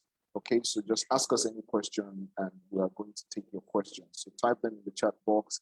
And if you are in a quiet environment and you don't mind speaking up, you can just raise your hand and we will take your questions. We'll take your question live if you'd like to speak as well. That's okay. All right, so thank you so much. My first question is there a checklist? And I think we've had this question sometime, and I think this was myself and Julia in one Making Nigeria session, and it was about partnerships, and we did some really interesting justice to it. So let me not start from us. Let me start from you, Tam. What is there a checklist when it comes to partnership that has to be checked? Say 1, 2, 3, 4, 5. Before you go into any partnership, what are the things that off your head are really important to look out for? In that regard. Thank you for that.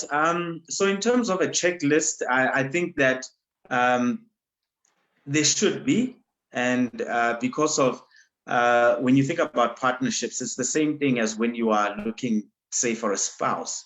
You know, there's certain things that you would like to have, maybe a checklist that you would have loved to gone through before you proceed on entering into that partnership. So number one, I think in terms of values, the values would have to align one way or another. I mean, think about it. If there's common values that are shared between partnerships, you know that there could be an in-depth sort of discussions that happen, and in order to grow the business even further, and it just makes things easier because you are like-minded, and it's easy to strike a kind of synergy because of the fact that your values are aligned. That's basically the first thing, which is why whenever people start companies, they would start with your vision, your mission, and then drill it down to the company's culture, and then drill it down ultimately to the values that in this company, this is who we are, this is what we're, and then it makes it easier to attract other like-minded businesses that you would possibly collaborate with, whether in the present or in the future. So I'd say that having a checklist is very important, and it's just one of those things that when you think of due diligence, it makes it easier, because now think about it.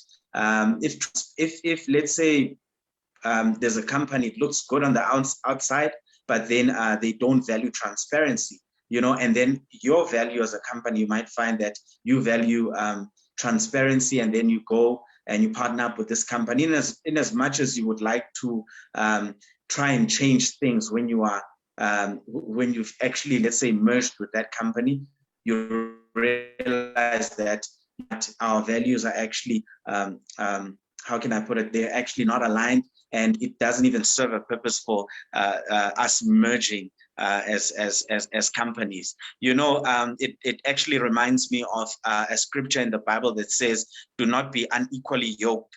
So in the Bible, it says with believers. I think this is the very same principle can be applied in business, because you think about it, you're strong in terms of values, and then you get a company who actually compromises on values. You know that you are bound to end up losing your values. And we've seen it a lot in our continent, where corruption is rampant, and where people are actually prone to taking bribes and all of those things. So if their standpoint on bribes is something that's quite different from your company, or in terms of values, you know that towards a certain time, you will end up compromising your values, and what do you call it? You'll end up being the type of person or type of company that's got a relaxed sense of values, especially when it comes to an example that I just made now about bribes. Thank you. Oh wow, that's really interesting, and I'm so excited. First off, that you said yes, there should be a checklist, because it's important that that you're careful when it comes to partnerships. And then I like that you dwelled on values, and it seems to me like the actual thing that you need to check, or the most important thing that check when going into partnership is the values of the people or the organization that you're partnering with. And this is interesting because it's it's the exact same thing that Julia said the last time we had this conversation. And this is really interesting. Now, so my next question here is, and anybody can take this. So, are there different kinds of partnerships? Because for small businesses in Africa, Nigeria, and South Africa, and many parts, I think that for the most part, they are looking for two kinds of partnerships. First is, partners to start up your business with. Chances are you know how to do this. You need someone else that knows how to do that to come together to build a business. And at some point, you're also going to want to partner with maybe a VC company or a bank or some other large corporation. And so can you explain the different kinds of partnerships that are available, especially for small businesses, or the different kind of partnerships that small businesses are looking at right now?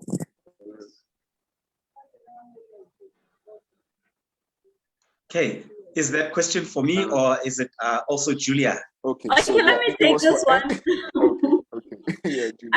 I actually wanted to elaborate on the first question. I jotted down a few notes as Tammy was speaking that I don't duplicate. So I don't know if I should address that one before we move on to the second one. Absolutely, in the shortest possible time. Okay, so and then I'll go into the second question. But just to add on what Tammy spoke about values, right?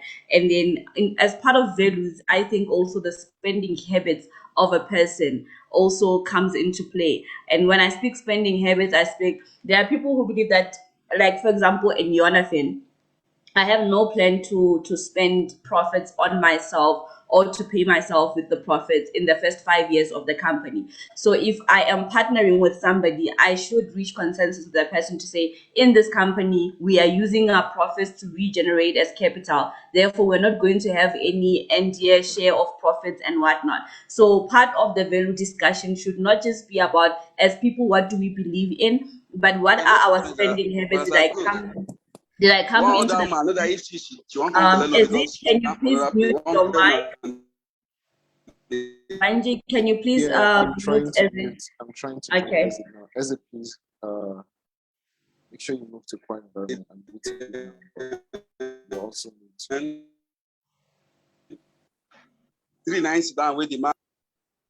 Okay, great. Okay, so a part of the values is not just about what we believe in as people and whether we like each other, we don't like each other. We must also agree on the systems that we're going to use and whether we want to spend money in the business right now or we want to build on certain things. Is this person somebody who is open to other investors, or is this person wanting a partnership that's just between you and them? So I think it's part of what you hold as conversation with the person when you're entering into partnership with that person. And then also we look at resources. What do I have at my disposal? What does this person have at their disposal? So that's part of the checklist as well. Maybe I have the idea, I have the dream, I have the tenacity, I have the motive that is right for it, but do I have the cash? So maybe I don't have the cash, but this person has the cash. Sometimes you find that this person is not interested in the daily runnings or daily operations of the business.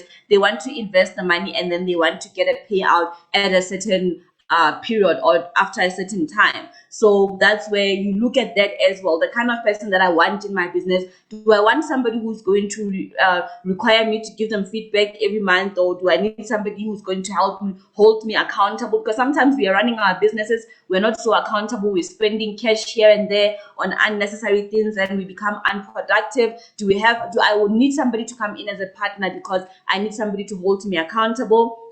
Or in a different skill, sometimes people will say, I don't want anybody to ask me questions. I know how to run my business. I just need a certain level of expertise, or I just need a certain resource from this person. Then we reach agreement in that regard. And then also I spoke about needs. What is it that you need from the business? Are you trying to build wealth? Are you trying to build a cash cow? The people who go into businesses because they feel I'm just building a cash cow because I need money every month. I don't have a job. I don't have an income. So I just need something that will be able to pay me every month. When you do agree to partner with somebody, those things are the kind of things that you need to put out there and be transparent about so that you guys can actually be equally yoked, because it's those kind of things that causes conflict in partnerships where I'm not going to spend any of the profits. Come here, and the other director maybe wants to take a certain portion for themselves, and now it's conflict to say, but then we needed to put that money back into the business.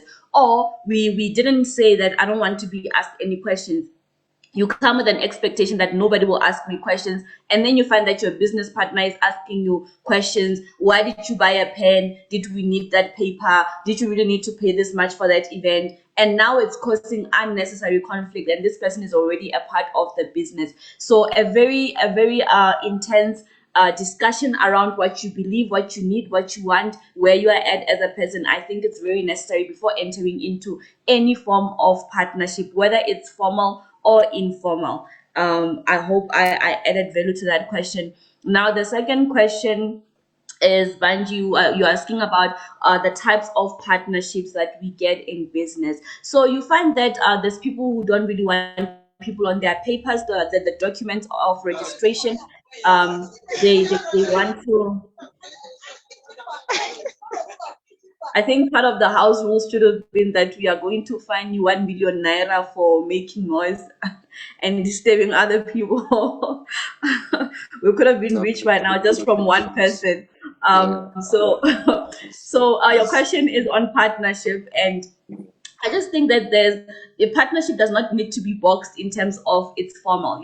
In one of our sessions at Make in Africa that we held, and it was a discussion between me and Tammy, part of it was that partnership is not just about a person being a part of your papers or documents of the company, but partnership can come in terms of what I have and what you have also, and then we can sync the two. And Tammy was making an example where he said he needed office space. There was a company already that's existing, that is registered. He's already existing and registered, but he needed business space. And the other company was able to say, okay, let's partner. You can use our space, and then we use you in this way, So there are those kind of informal partnerships where it's what can I give you? What can I take? And I think I mentioned an example even in credit, or I maybe didn't mention it, but even in credit, sometimes you find that a credit agreement or loan can be between Banji and I. Banji lent me 1 million naira. I need to be able to do this sort of project. I am going to pay back the 1 million naira in cash after 2 months, but then it won't be interest. So we,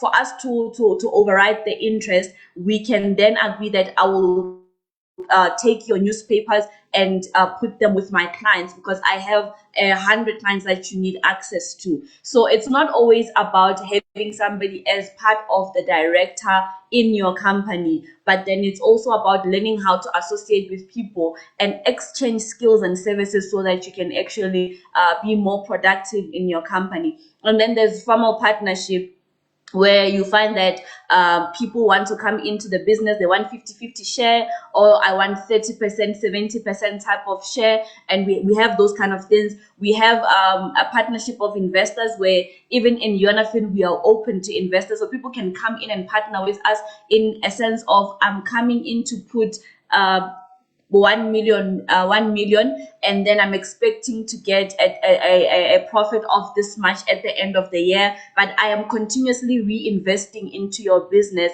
So in that sense, also, you just need to be able to account for that person's money. I think a lot of people like the idea of being funded and being given money by other people, but then they also do not analyze the responsibility that comes with handling somebody else's money, or working with somebody else's money. There is a lot of responsibility where you need to be able to account. You need to be able to be in a position as a business to say, if all fails, if I've gotten 1 million from Banji and this project fails, will I be able to give this guy his money back at the end of the year? Those are things that cause conflict in many occasions, and you find that people no longer trust your brand, they no longer trust your reputation, they don't want to partner with you anymore. I personally think Networking also is part of partnership. Like Make in Nigeria and Make in Africa is not working per se in the same space, but then it's a partnership where we can exchange and see how we can throw ideas around and how we can support each other's conferences, each other's occasions, and so forth. Though it's interlinked, but then there's those kind of partnership where one entity is operating in another place and the other is operating in another place, but we find ways to make it work together as one team. So I believe that really answers the question of the types of partnerships. I think, Tammy, you can add to it if there's something that I left in terms of partnership. Most often also partnerships is about what skill does Tammy have that I don't have, and how can we come together and make use of each other's skills to make the most out of our business. Over to you, Tammy. Thank you, Julia. That was actually insightful, and I think you've covered everything. And one thing that I would like to add is that with every partnership, one needs to be cognizant of the fact that they need to be strategic and they need to be in line with whatever the business strategy is for that you've devised for the year. But thank you. Oh wow, that's interesting. And let me kind of sum what you guys have said up in 2 words. If you're going into partnerships, there are 2 things to look out for. The first one is the values, and the values speak of your ideology about life, your philosophy about business. Do they rhyme? Can you put them side by side and have a good relationship with them? And so that's the first side. And the second side is value, right? What value are you bringing, and what value am I bringing in this partnership? And it's important that you state upfront that, these are the things that my business needs, and these are the kinds of partners that I would like to have come on board. And then you can now check for values and value, right? So, I mean, it's really simple. So what you need to check for in partnerships is values and value. Values and value. And like it's actually right. You guys owe me one for that. So values and value. Values and value. That's what it is. Okay. And thank you so much for that. So the second part, and I think we should talk about that a little bit. And please ask questions. We can't wait to answer your questions. So what we're doing now is doing justice to questions that have been asked before. Just trying to kind of snoop around. Now, again, the question of investments, and I think this is not something that we can actually do justice to in this short period of time, but we're just going to attempt to do it. Because what many businesses say is that they need investments. I mean, that's the need. Give us money, give us a platform, or give us some kind of investment or the other, and then the business is going to try. And it almost seems as though every business excuse, not necessarily excuse, but the ready to go answer when you ask a business person, like, what exactly do you need? The first thing they are likely going to tell you is, we want investment. If we see $10 million right now, our business is going to be bigger than Facebook, right? And that's what many people are saying. So what's your opinion on this? What do you think? How would you advise a regular business person that is just all out looking for partnership, for investments?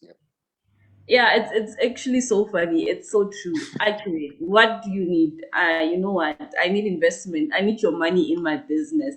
But in one of the sessions, also we were covering this topic, and I said, if you cannot put value into your business, how do you expect somebody else to come and put? So many people want to start their business, and the first thing they're looking for is investment. The first thing they're looking for is somebody else's capital. And that is why we were covering also the subject of credit, because credit is your own investment into your own company when you do not have the resource of capital to start something or build something. No. Nobody wants to come and work at something where there is not a track record. So part of the things that you need to look at as a business is that, what is your track record? I mean, if I'm going to go and ask you for R1,000,000, the first thing you want to know is how certain am I that you will be able that I'll be able to repay back that amount. How solid is it for me to give you my R1,000,000? I cannot just give you my R1,000,000 and not ask questions like, are you certain? Show me your books. An investment takes a lot of paperwork, compliance, which most people are not very compliant in their businesses. They're not willing to put in what is necessary so that they become compliant. But investors want to see your bank statement. They want to see your accounting books. They want to see what you have been able to do from the nothing that you have. If I'm going to trust you with my R1,000,000 for you to produce much on it, I need to be certain that you are able to handle cash in your business. So what does your accounting book say? What is your bank statement saying? Can I see that you're not going to take my R1,000,000 and buy yourself an expensive, luxurious car and build yourself a big house? Because that's what people mostly do. When they win tenders, they get big investments from people. The first thing they do is they want to look the part. So they go and buy expensive suit, expensive makeup, expensive handbag, expensive car, build big house, and live life. For me, if I'm a potential investor, I cannot put my money where somebody cannot prove to me that this is my track record, this is what I've managed to achieve. So as you are building onto your business, think about it, because think about a need for investment. Because just because I'm selling chips today, it does not mean that that's where the vision ends. I might want to have a tuck shop. I might want to have a superstore. So as the business grows into that, do I have a track record to say I started off selling 100 units of this product? At the end of the year, I grew from 100 units to 1,000 units. This is how I spent the money. I bought, after selling 1,000 units now, a small van that was secondhand. I optimally used my resources to build on. So I'm not just excited that I made 100 naira profit and now I'm going to spend it all. Maybe I took 10%. The system that I use is that I took 10% profits to pay myself, and it was more than enough at that point because that's what I afforded to pay myself. I didn't use 100 because it's within my reach. So you have to have a track record. You have to know where your business started off and where you are headed. You have to be compliant. You have to make sure that if there is a certain organization or entity that requires you to be in a certain state, that you're compliant. You have to make sure that you pay your taxes. Don't be trying to ditch paying taxes and be wanting big investors, because those kind of people want to see what is your track record. Why should I invest in you? And investment is not just about money, but it's also about time and my own resources. If I have to invest in you by mentoring you, what track record do you have to show me? What are your ambition? What is your commitment towards your business? Have you been able to apply certain principles fruitfully in your business that will actually gauge me to want to invest in your business with my time? So I think that's very important. And understanding that we don't need to wait for people to come and make it for ourselves. From the little that you have, be faithful with that small that you have, and make it fruitful and multiply. Then you can show somebody that, okay, I only started this business from this portion, and it moved from this portion to that portion. And mind your language as you network with people, because you never know who your potential investor is. How you conduct yourself around other people is very important. How you speak to people, how you present yourself. Are you speaking about your business? Are you representing your brand? That also pulls and attracts investors towards you. Sometimes you find that you don't need to go and pitch for somebody to come into your business as an investor. As you're networking and communicating with people, the passion that you have for your business, the standard of responsibility that you portray when you're talking about your business, and understanding that you have within the sector of your business, that can actually persuade somebody to say, you know what, I want to be an investor in your business. So I think it's a very wide subject, but let me leave it there and hand it over to Tammy to take the rest of the chunk of answering. All right. I mean, Tammy, what can you say to that? And let me just let me pick up from where Julia left off. And it's really interesting. I mean, we can't overemphasize the importance of a track record in a business. It's just crazy. I don't know any other word to use to describe it, but anybody can find you if you have done something, right? So you need to do something. And this is especially important for people that have business ideas, right? You have all the business ideas without a business. You have all the business ideas without starting anyone. It's important that you start something, right? The way to start is to start. You need a track record. It's just, I mean, Julia is spot on. She's right on point. You need a track record. I was in a conference some time ago, and someone said she was contacted from by the United Nations, and all they saw was her Instagram page. That she's been doing this program for people. She's been doing this program for women. I think it was women in technology or something. And she was doing that. She's had a few blogs talk about her. She's had a few people. So I think someone made a post and tagged UN on, and the UN traced the post to her page. And they went through her page and said, hey, we're looking for someone to do this in Nigeria. Can you do it? And she was like, yes, I can do it. I've done this for the last 1 to 2 years. And when they asked her questions, like, what were your experiences like? What stories can you tell? She could tell real stories, not the idea, but real stories. And that's what people are looking for. Nobody's going to invest in your idea. Everybody wants to invest in your business, right? So you need to have a track record. It's just spot on important. I'm so excited that the first thing Julia said was a track record, because you have to have a track record.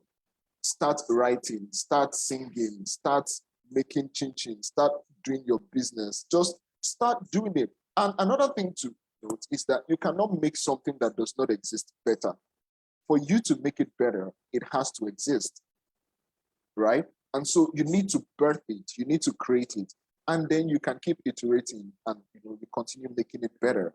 It can only go from 1 to 2 to 3 to 4. It cannot jump from 0 to 4, right? And so that's the whole idea. Sorry if I was a bit screaming. So I mean, Tammy, let's hear from you. Oops, I think Tammy is out of the meeting now.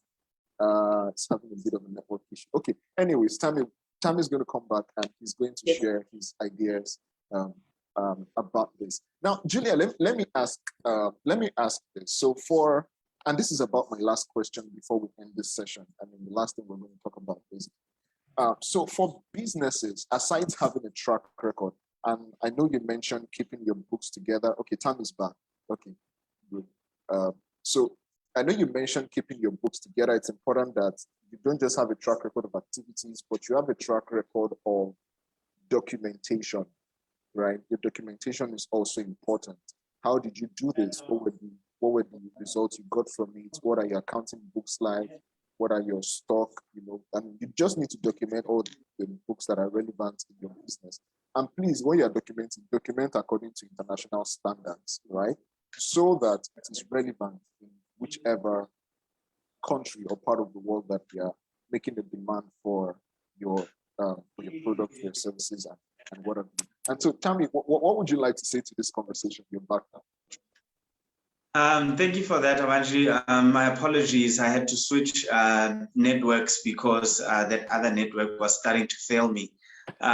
So what I'd like to say is on the topic of investment, as I stated earlier, I'm actually in acquisitions and partnerships at the company where I'm actually a partner. And what we do here is when we talk about investment, the first thing that we talk about is you need to have an investment strategy, whether you're positioning yourself to attract investors. There are certain things that you need to do. Like, for instance, we do your financial modeling, we do your your business modeling, and then make sure that your financial statements are on point, as Julia was mentioning. And then also, the strategy just doesn't end there. That, okay, now I've attracted these investors, and I've gotten this investment. Now what? Then you invested obviously in the resources or the functions that you would like to start seeing results in. But also the ultimate goal should be that you also become an investor. And that is a step that most people end up not getting to, because as Africans, we need to start talking equity, about shareholding, us holding shares in companies that are listed in the stock exchange, and for Black people, it becomes a very crucial conversation, because imagine if you own shares, let's say a 21% shareholding in MTN, and with that shareholding, that when dividends are paid, you'd be able to go out and make sure that you invest in other businesses in order to grow your portfolio. We all know the proverb that you don't put all your eggs in one basket. And I think that's one of the lessons that we learned in terms of COVID, that some now with the new normal, actually, that a lot of industries struggled when we were hit by COVID, but other industries actually thrived. So, if you have a proper balance of which businesses you actually, or industries that you actually invest in, it becomes quite crucial. So all in all, in my discussion, basically what I'd like to add is that each and every company needs to have an investment strategy to attract investors, but also to become a tool that invests in the future, so that you're able to diversify your portfolio. Thank you.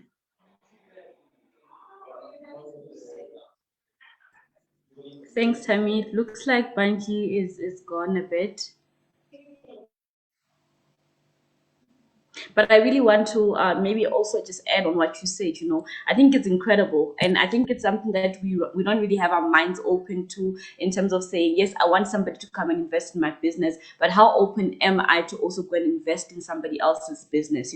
And there was an example that was made in one of the conferences that I was in, and we were asking about also, you are mentoring people who are doing business, you're coaching people who are doing business, but sometimes you don't find yourself having time to do your own business, and the guy that was helping and facilitating us said, but you can be investors. Have you thought about, yes, maybe you're not able to do a big scale business, or you can't have this big company, you have a smaller company, but what are the things that you can do for that bigger company to invest and say, okay, I will be able to put in this much, or I'll be able to put in this much time in return for this thing. And I think it's really the level of thinking that we need to be at as African businesses, to say it's not a one-man show. It's not just about one company doing it big and wide and great, but it's also about seeing how you can also harness from other people's businesses through investment, and actually putting a hand also. And part of the things I mentioned is that, as Jonathan, it's not just about really giving credit out to people, but it's also about helping people to realize their full potential in their businesses, and seeing how we can partner. So here and there, it's not all just we're giving you a credit so that you can go and you can repay us back with profit. But sometimes it's okay, well, let's see how we can buy this for you, and then let's see how much share you can give to us, or what profit you can give to us once your business is at this stage. So it's really just about being open-minded to say that it's not just about my own business, but it's also about looking at potential in other people's business, because from that, then your business can have maybe a share in one big company, which generates most of the capital in your business, and you don't find yourself struggling as much. It's very important that we open up also to investing in different industries that we are not in, so that, like Tammy said, if my industry is affected by something like COVID-19, maybe Tammy's industry is not affected, and because I made an investment in Tammy's business, I find myself now yielding the fruit of that business in a time that was maybe tough for my industry, and that helps to sort of like top us up in where we were actually going to run low and under. So that's my addition to that. Thank you so much, Tammy, for that. Banji, are you back? I'm here, and thank you so much. I mean, that's really great. I don't know. I feel like we should have charged money for this conference. It's a lot of value going on here. And thank you so much for those insights. And it's important. And I'm just going to tell you a quick story. And first thing is, I mean, Tammy, you made a very, very profound point that you have to not just be an investor or take investment. You now have to be an investor. And that's really interesting because every company that has scaled to a point just keeps investing in other companies and investing in other businesses, right? Facebook acquired WhatsApp, acquired Instagram at some point, and that's really interesting. Dangote has acquired a few smaller companies. I mean, and spread investment across many channels. And I'm also going to tell you this. I mean, this is a short story. There's an entrepreneur. It's one of the most popular entrepreneurs in Nigeria. It's Julia Mofokeng. And the first company he started, I think it was Bookneto. And then they took a lot of investments. I mean, maybe not a lot, but there were people that invested in the company, right? And then the company failed. And so he started another company. And the interesting thing he did was that he moved all the investors from the failed company to the new one. And guess what? The new company succeeded. He could have left the other guys there because, I mean, this entity concept, he's not the one that took the investment. It's the company that failed. And he could have just said, oh, sorry, guys, the business did not work out like we thought. And so, although he had new investors in the new organization, he moved the former investors down there. And what did that earn him? That earned him trust. And so everybody said, I mean, until right now, today, he doesn't struggle to raise funding for any kind of business. The reason is because it's not because he has a high success rate. It's because he has proved himself to be trustworthy. And that's because he's always going to find a way to make the money work. And so, and that speaks to the idea of not just requesting for investment or getting investment, but being an investor as well. I mean, he has helped people invest their monies in many ways, in many companies he started, and that has earned trust. And that brings me to the point that many times investors are not just looking for ideas to invest in, they are looking for people to invest in. Because the idea cannot work itself out. You have to be able to work out the idea.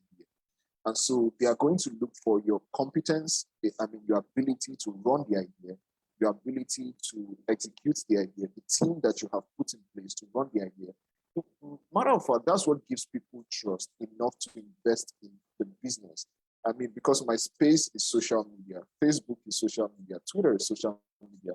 The difference between all these guys is not the idea, because the idea we all know is social media. Everybody should connect, everybody should chat, and interact with families and friends and etc. But they've all succeeded at different levels. And that is because of the people and the team that is behind these different companies. And that being said, we have come to the end of this session. Thank you so much. There was no better way. I mean, I've said this probably like 10 times, but there's no better way we have started this conference.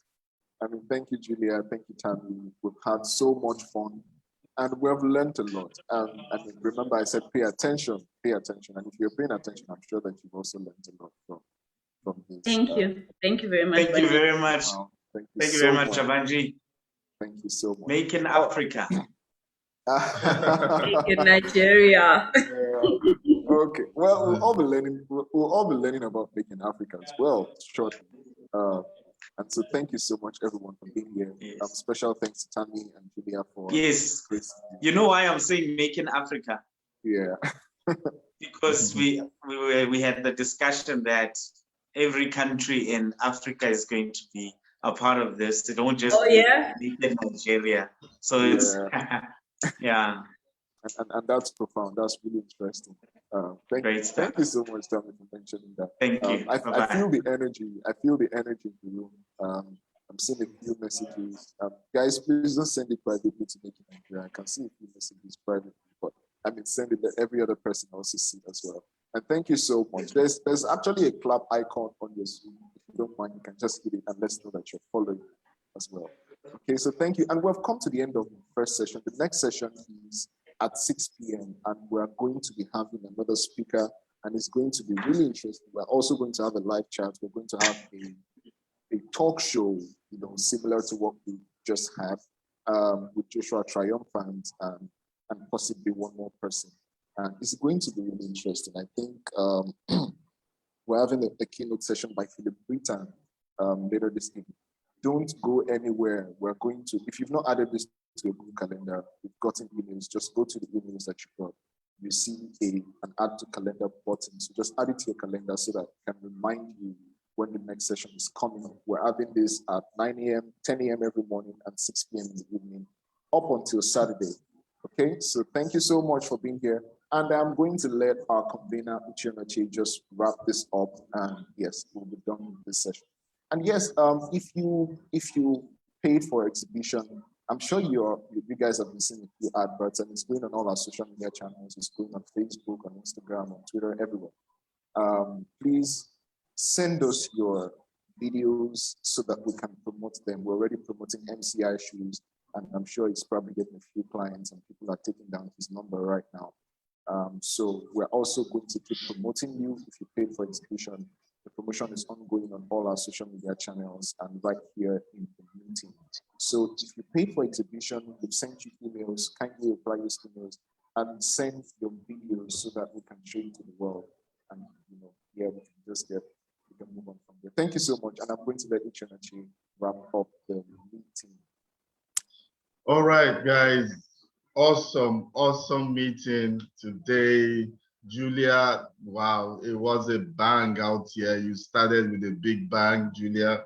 Thank you so much. It was awesome. We all learned a lot. Also, I want to thank Tammy, our South African on Zoom. Thank you for your time. Those of you on Instagram and Facebook, also, I want to thank you all. Thank you so much for making Nigeria. We're just going to take a short break, but 6 p.m. on the dot, we are starting. Philip Britton is speaking all the way from the US, and he has a lot. He'll be speaking on a topic from private to public to legacy achievement, moving your business from private to public, then to legacy achievement. Philip will be bringing that speaking to us this evening. Please don't miss it. Just put your alarm for 6 p.m. It will be awesome speaking to you guys. Making Nigeria started from ideas. We're interested in ideas. We're interested in making, and we're interested in scaling. So these are the things that we're talking about, and all the conversations are going to help us. All the conversations we've had are conversations that are directed towards taking action. So thank you guys so much. By 6 o'clock, we are back here to hear Philip. Please, it is an awesome topic, private to public, now also to legacy achievement. So if you want to learn more, which I hope you will, you should please be here by 6 p.m. So I'll let you guys now go and catch up with one or two things until we see by 6 p.m. Take care until we see by 6. Have a great day until we see by 6 o'clock. Bye for now.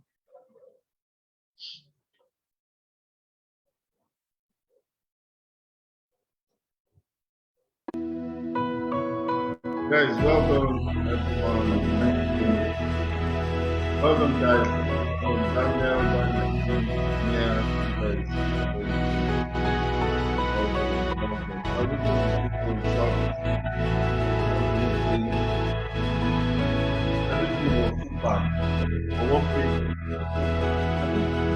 You still hear the sick. You still raise the dead. You still do amazing things. Not your way, not your way. You still hear our prayers. You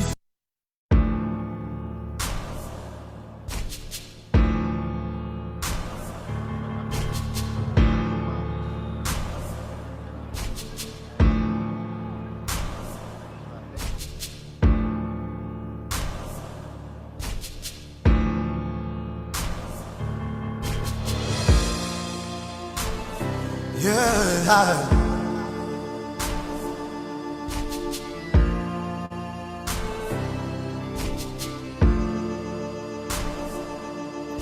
When we all contribute our quota, little drops of water makes us greater.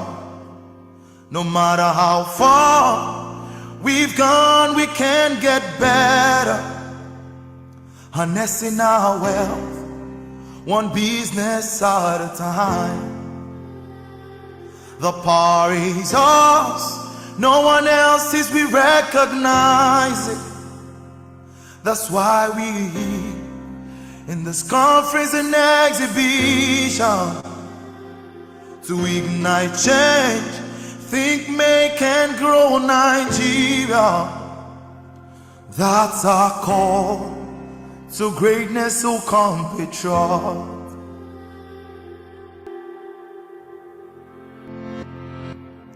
When we all contribute our quota, little drops of water makes us greater. No matter how far we've gone, we can get better. Harnessing our wealth, one business at a time. The power is ours, no one else's, we recognize it. That's why we in this conference and exhibition to ignite change, think, make and grow Nigeria. That's our call to greatness, to come patriot. Only we can make Nigeria great. No one else can change our nation's fate. When we're making Nigeria, we make Nigeria. Only we can make Nigeria great. No one else can change our nation's fate. When we're making Nigeria, we make Nigeria.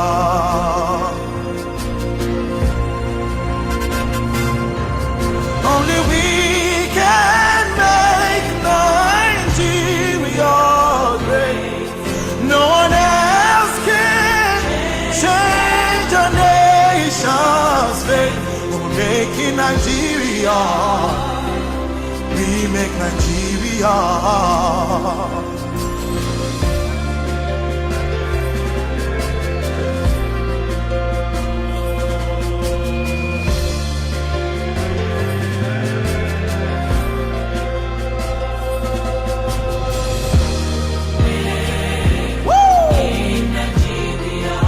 Let a giant rise again.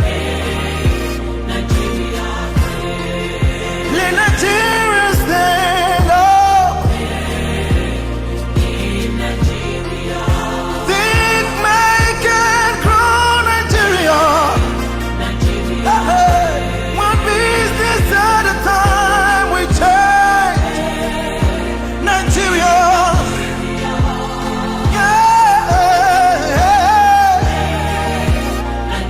When you think you can make, you can grow. Make Nigeria great. Doesn't matter what you do, let's make Nigeria great.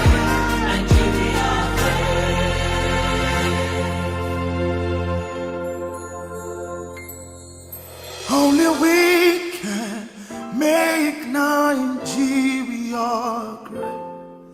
No one else can change our nation's fate. Making Nigeria, we make Nigeria.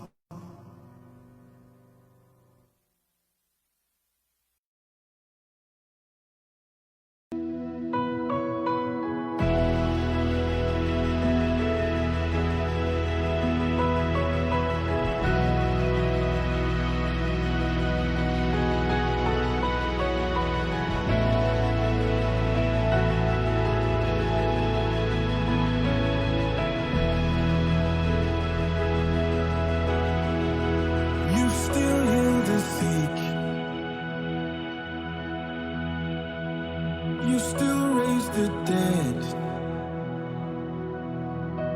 You still do amazing things. Now your way, now your way. You still hear our prayers. You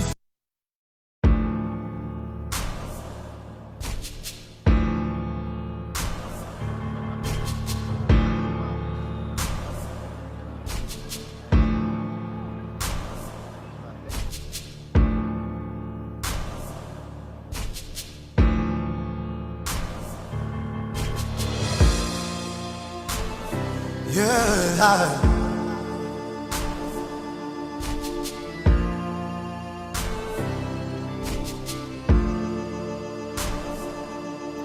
When we all contribute our quota, little drops of water makes us greater. No matter how far we've gone, we can get better. Harnessing our wealth, one business at a time. The power is ours, no one else's, we recognize it. That's why we in this conference and exhibition to ignite change, think, make and grow Nigeria. That's our call to greatness, so compatriot.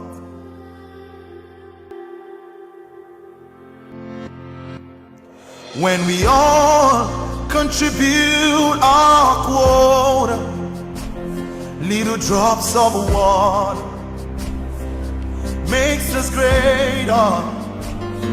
No matter how far we've gone, we can get better. Harnessing our wealth,